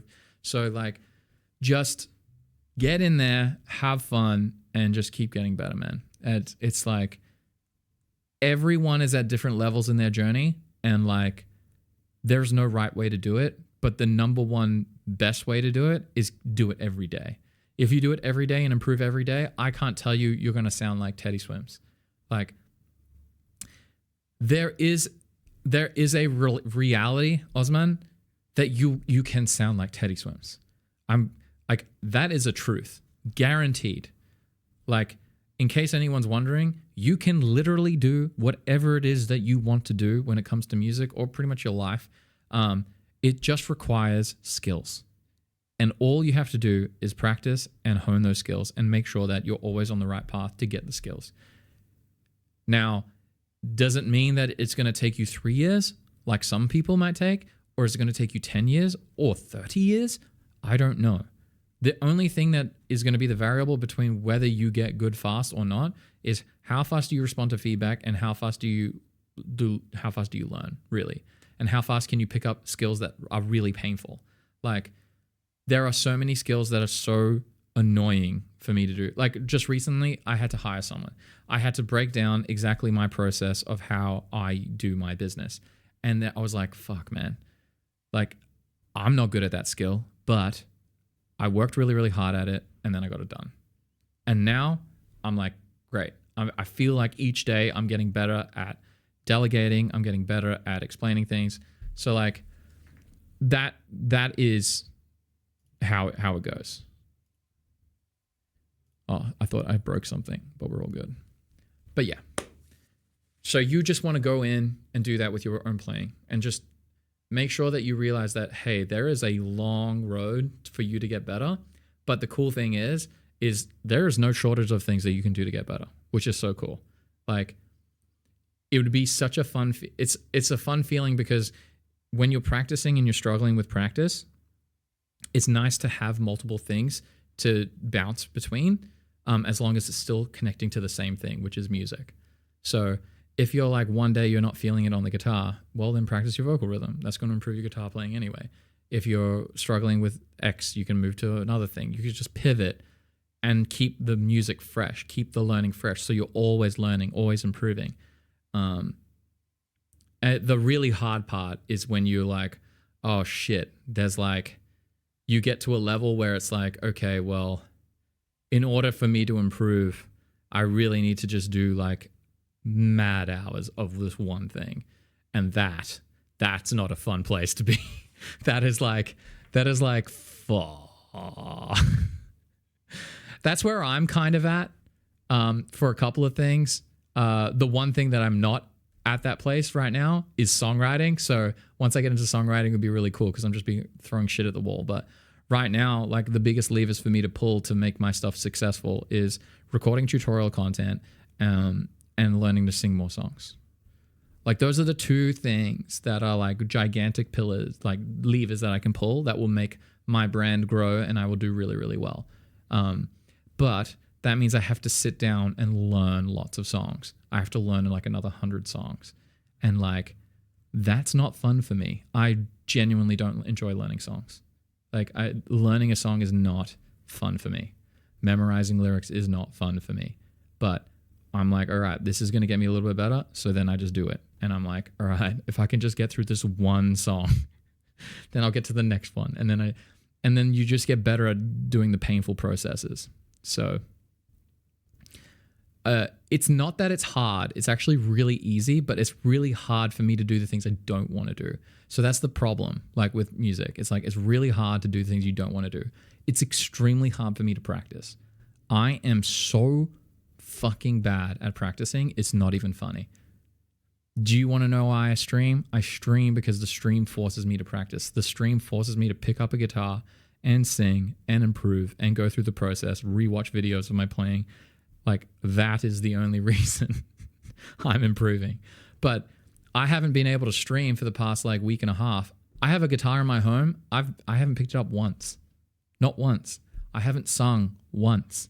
So like, you know, that is a reality that we all face. So if you think like, oh, Luan's out there practicing all that, it's like, no, I'm not.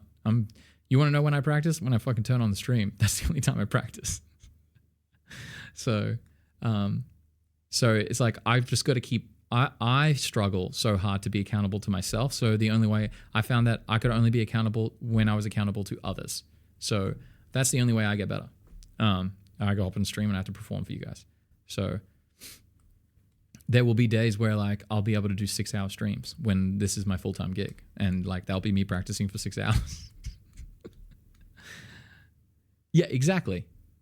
So that's how I do that. Go on Thunder Mountain. How do I go about learning new songs? Are you like learning to sing and play new songs? Because like playing the guitar parts of songs, it takes me 2 seconds because I've practiced a lot of guitar. But we have a free music school. It's school.com/Luan School of Music. The link's in my bio if you're on TikTok. But if you go here, I have a course here, how to sing and play guitar, how to sing while playing guitar. Pretty much just follow this process of best way to practice a vocal part, then go listenable, confident, arrangement, and mastery. That I literally have a course on exactly how I learn songs. This is exactly it. I go in, I learn the vocal part. Usually I will learn like the melody and the vocal rhythm very clear, and then I have to memorize lyrics.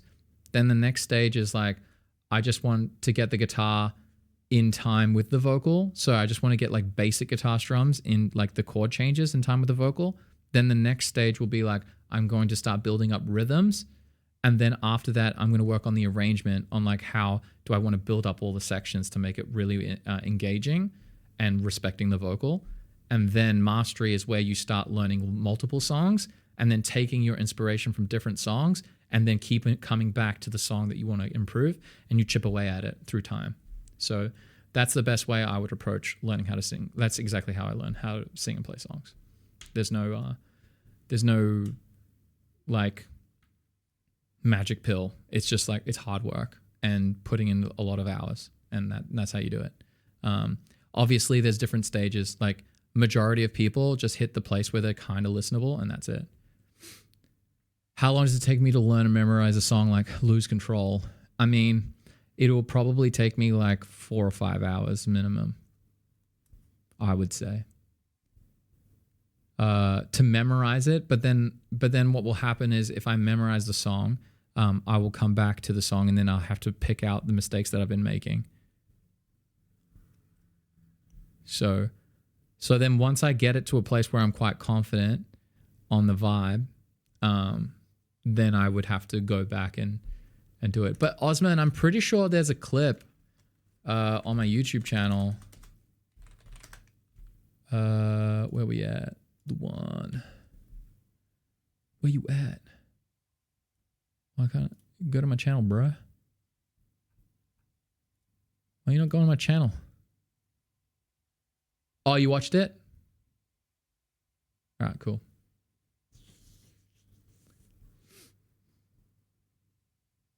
Bro, if you want to bring up your vocals, totally do that.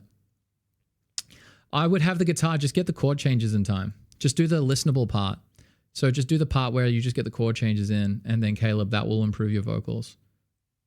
I reckon that would be a great step.